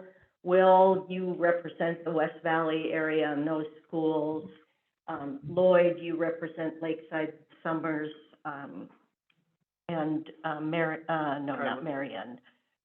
Kyla. And Heather, you represent Cayuse, Fairmont, so you have your built-in schools. But what I would like us to do is adopt a school, become that liaison for the parents, for the families at those schools. I have included this table here, and I don't by any means want trustees to feel like they are leapfrogging over Micah and Matt and Pete to get to the school contacts.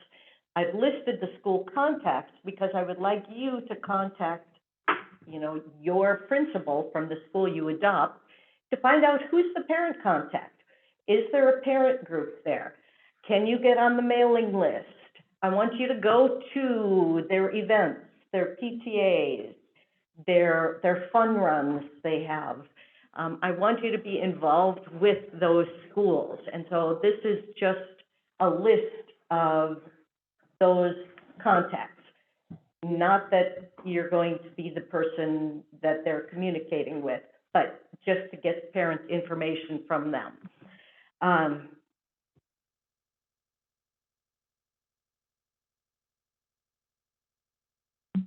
The other part of this, so that is the first part. The second part is going to those special events. And I don't mean you have to go to every single one of them.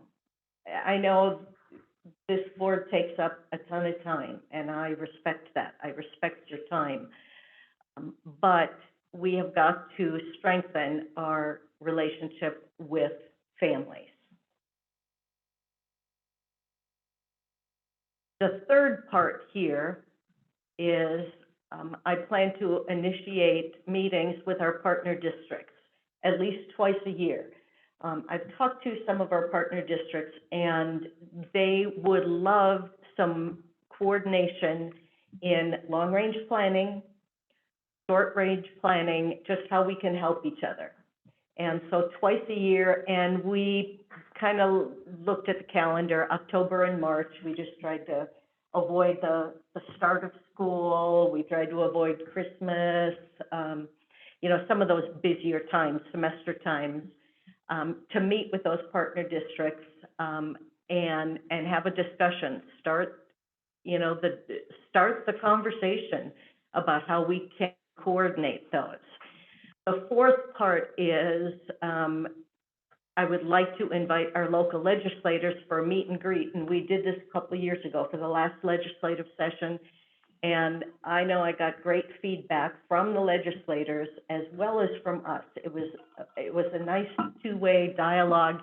In fact, I would like to even expand it a little bit. I didn't tell Micah this yet. Surprise.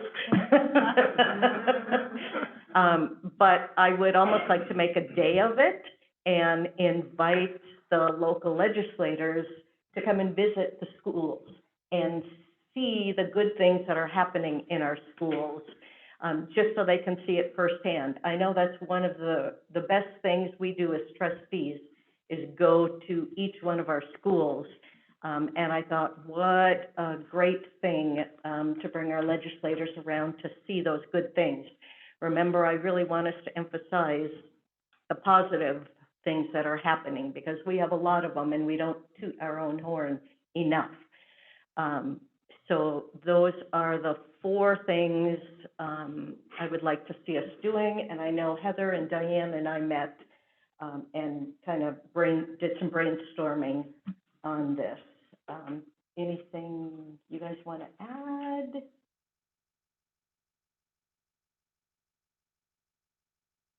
Kind of just a start. Okay. Well, and our hope behind,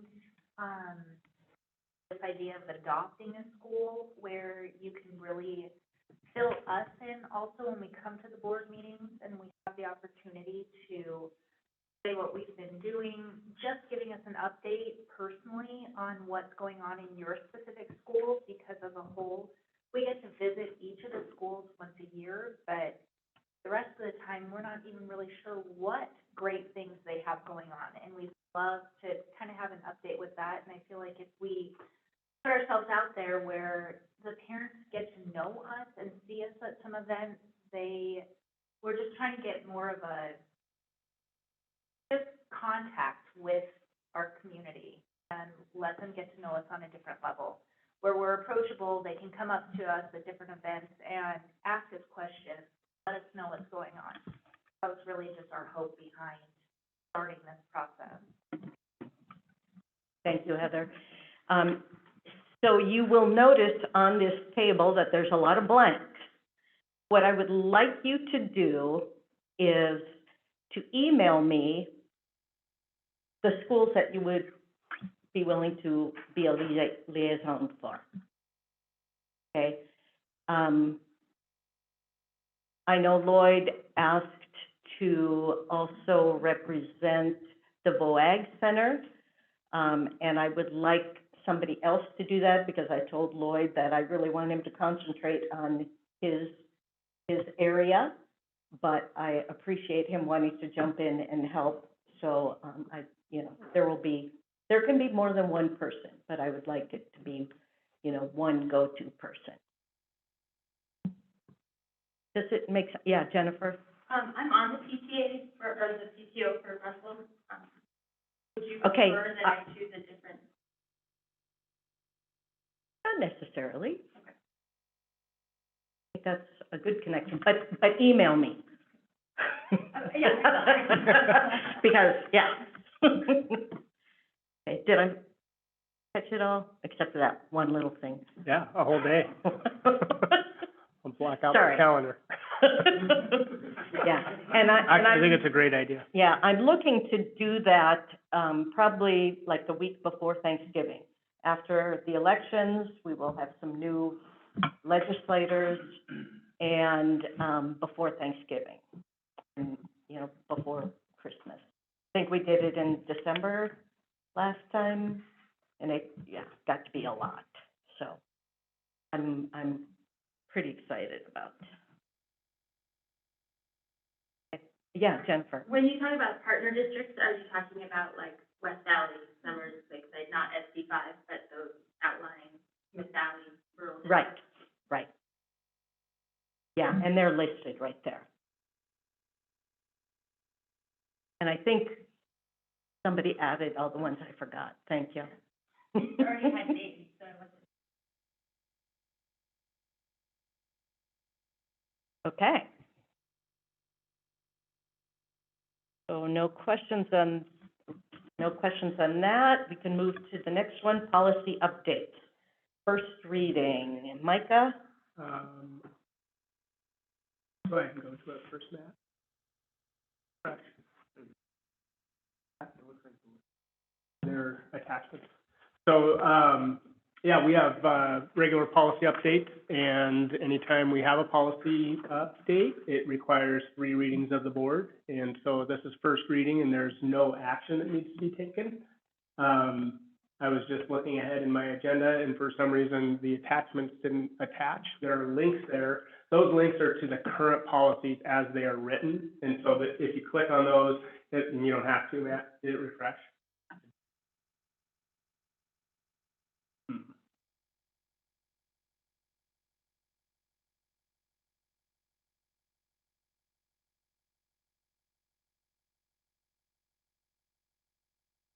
Well, what I will, while Matt's working on that, what I'll tell you is these are pretty substantial changes. On the school wellness policy, everything remains the same, except they've added in 2 spots, the words Montana Health Enhancement Standards. So everything remains exactly the same. They're just referencing now the health enhancement standards, as developed by the Office of Public Instruction. And there were, a few things that were struck through, but essentially the essence of the policy has not changed, on that one. And then policy 5333, which is a personnel policy. It was last revised on May of 2015, so it's been several years, but Montana School Boards Association, who manages our policies, was going through them, and they said, oh, you've got an error here. You've got a contradiction between what your policy says and what state law says. And state law, it says, in cases where one of the above holidays falls on Sunday, the following Monday shall be a school holiday. In those cases where one of the above holidays falls on Saturday, the preceding Friday shall be on a school holiday. State law actually says shall not be a school holiday. And so if the holiday falls on a Sunday, the following day shall not be a school holiday. But where we get into conflict is that we have negotiated agreements with unions where those are paid holidays and they are days off. And so we added in a sentence that said, no provision in this policy limits the authority of the board to negotiate additional paid days off with the exclusive representatives of classified staff in accordance with Montana law. So it was just to, I don't know when that happened, but I think they were trying to acknowledge that provision, that the board has the ability to negotiate additional paid days off. We chose to do them around those holidays if they fall on a Saturday or Sunday. So in what I've seen, just looking at past calendars, is it happens in about every 4-year cycle where that happens. Usually the holidays that we're traditionally talking about are the Christmas holiday, Christmas Day, and New Year's. And so when those fall on a weekend, the day before or the day after become the paid holiday. On years where it falls on a normal, like a Wednesday or a Tuesday, it's a day off with pay for that negotiating group. So we just wanted to get that cleaned up. Did they show up, Matt? Oh, I got the wellness one, but I thought. With that?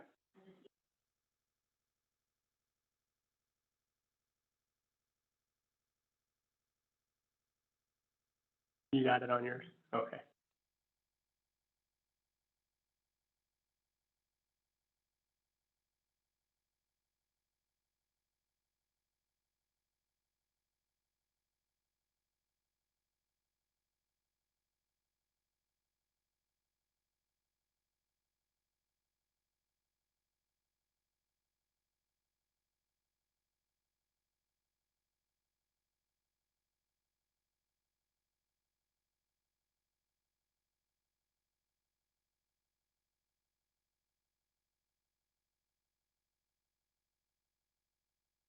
There it is. So you can see we added in the language, it's actually contained in Montana code, shall not be a school holiday. And then added in the statement, no provision limits the authority of the board.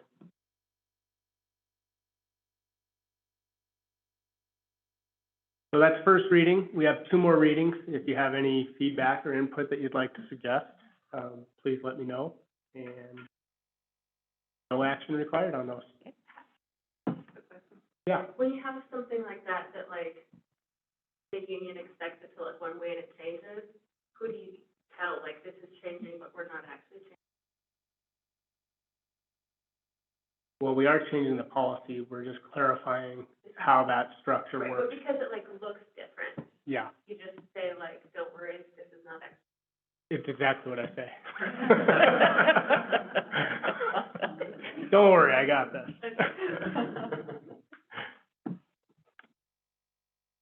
Yep, and so this is the policy where they added in the words Montana Health Enhancement Standards in both spots. There's 2 spots, and then there's some strike-through language in lines 20, down here.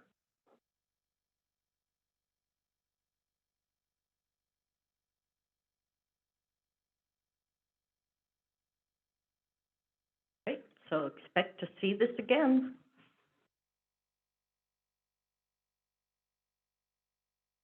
Okay, next up, trustee reports. Start with you, Scotty. I've been very busy. Jennifer. Will. Lance. I would just say that the buildings are looking nice as I cruise by Elrod's into.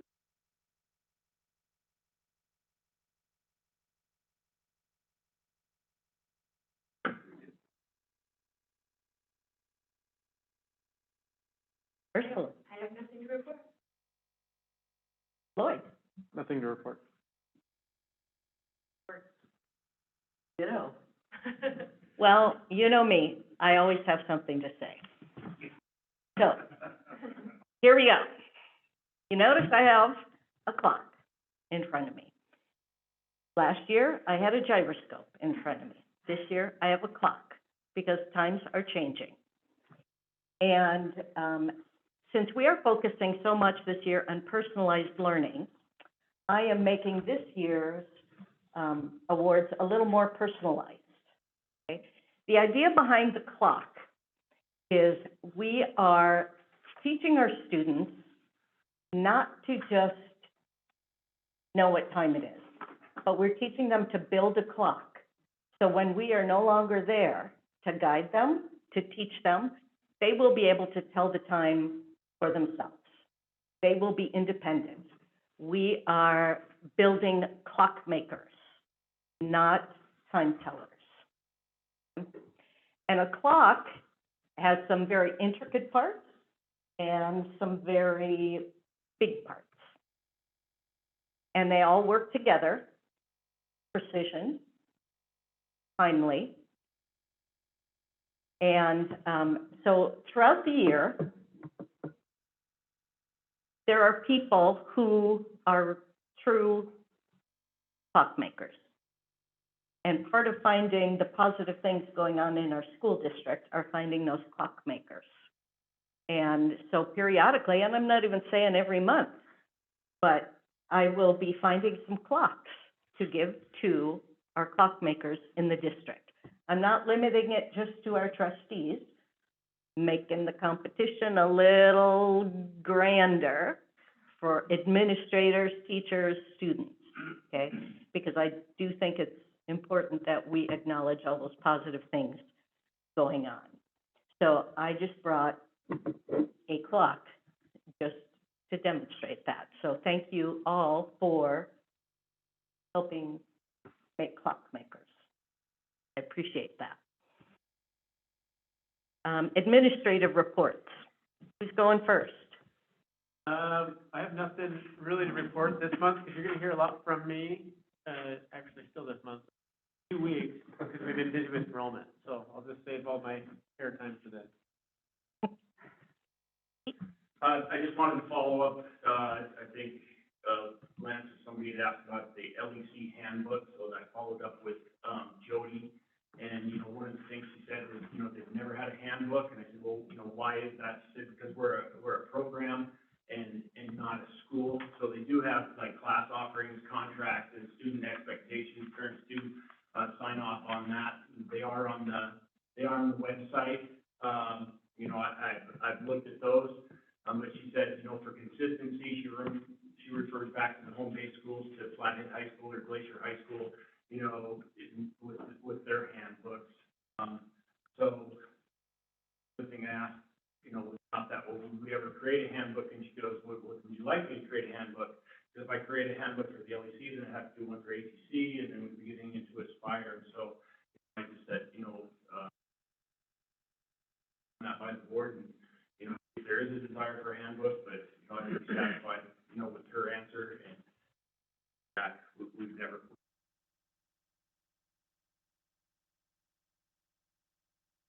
Getting students sign off on that. I'll follow back up with you, and then, just, I think as Will and Ursula, maybe, you know, we talked a little bit about, you know, adult education and working with the college. I did meet with Luke Lavin, and Lavin is the apprenticeship and coordinator at FECC, and they do a really good job with their continuing education. And I met with Mike Kelly, our new work-based, you know, learning coordinator. And, you know, one of the things I said is, you know, we need to start looking outside the box on adult education, start helping students. And the one thing that's in the ESSER grant is, you know, to expand CTE, and that's at the LEC. And in my discussion with Jody, I said, you know, just not expanding it for LEC students, but expanding it for our whole district, and taking a look at almost like a work-based learning center. And then we are in coordination, you know, with the college on, you know, students with concurrent enrollment or jumping into, you know, some of their apprenticeship classes. And then we're offering internships, apprenticeships, or, you know, shadowing opportunities for our students. And, you know, my vision would be, you know, to be able to, you know, to build that center, to be able to expand on what they have over there, and then to be able to bring the businesses or the community, you know, in to work with our students, you know, to give them, expose them to, you know, some of those different careers out there, and then to be able to send them out to apprenticeships and internships. So, you know, we are working a little bit on that through our work-based learning and through our adult education. Like that? Denise, did you have anything to say? I'm good. Okay, I decided. I've said enough. Just real quick, I mean, super busy time in the district, right now. You mentioned in reference some of the building, projects that are going on. Greg's been, incredibly busy with his team and, custodial teams, readying all the buildings for people showing up here real soon. Next Monday, we have new teacher orientation, so we'll be welcoming, are we still at 48? We're at 47 new teachers to the district next year, so quite a large group, and just, yeah, things are really busy, but we're looking forward to it. lots of good hard work going on. I would also like to introduce you all to Andrea, if you have not met Andrea yet. Andrea is my assistant, and also your assistant for all things board related. And so welcome, Andrea.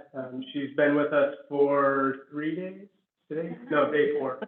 Day 4. So really excited to have her, and then we won't have snafus like my attachment's not actually getting attached to the board doc. So thank you. Question with our, a lot of news about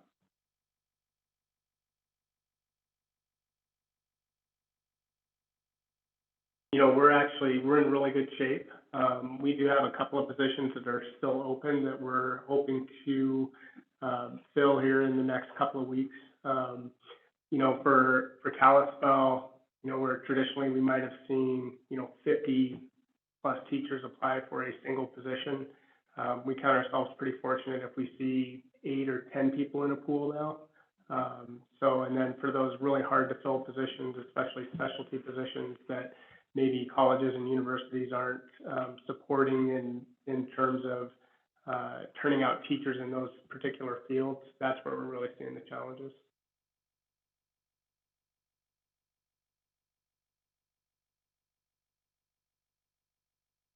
Hey, next up, safe return to schools and continuity of service plan. No new changes on that agenda item. Next up is public comment. This time the board will allow, this is the time when we allow members of the audience to briefly address trustees on an issue that is not on the agenda. The chairman of the board, myself, will seek comments from the audience on significant items as they occur. Public matters do not include any pending legal matters, private personnel issues, or private student issues. Please do not attempt to address such issues at this time, or you will be ruled out of order. Please note that individuals will be given 3 minutes for public comment.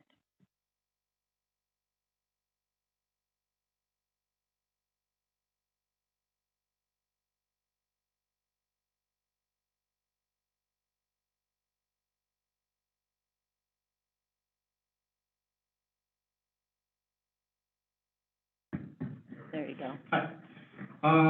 Is this an open board meeting or not? I mean, I was out there for 15 minutes. I called the sheriff's department. I am filing a report, yet all the doors locked. Was unable to see anything that went on with the finance budget, so I wasn't even able to comment because I didn't even see the whole thing. Anyway, pretty sure you're supposed to have those doors unlocked during any public open meeting, so please put it in the record that I was locked out. I've been watching what I have seen. I think Lloyd should be granted a request to be part of the annex.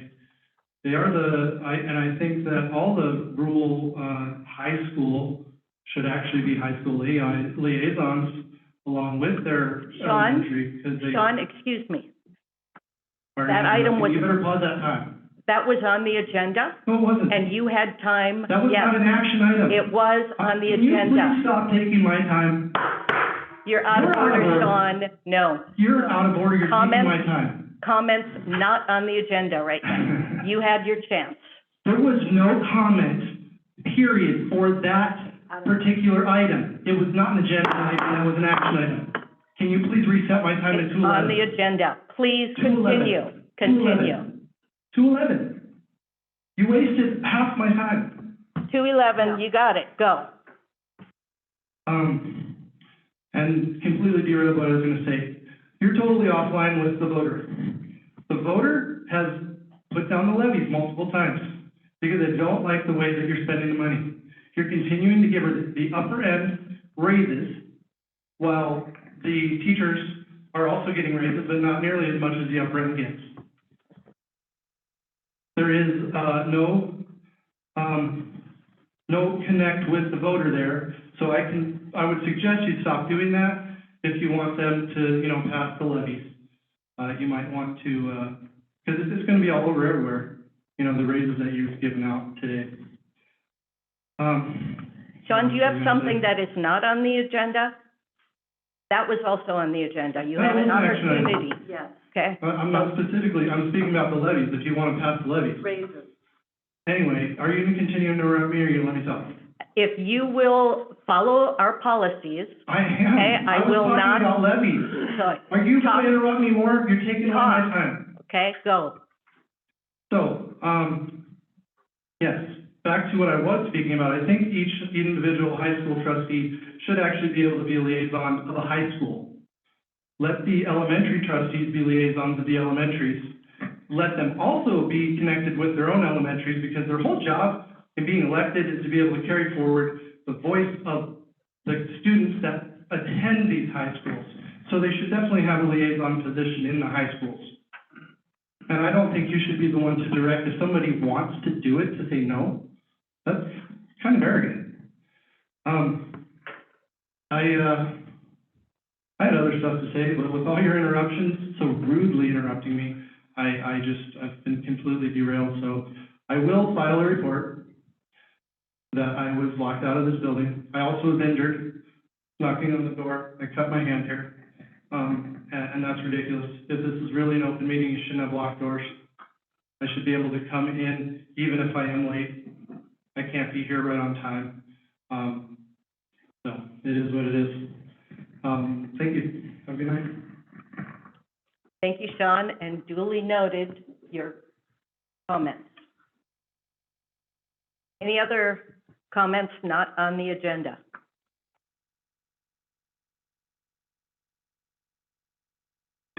Anybody want to make a motion to adjourn? Second. Thank you, Lance and Will. All in favor, please say aye. Aye. Me-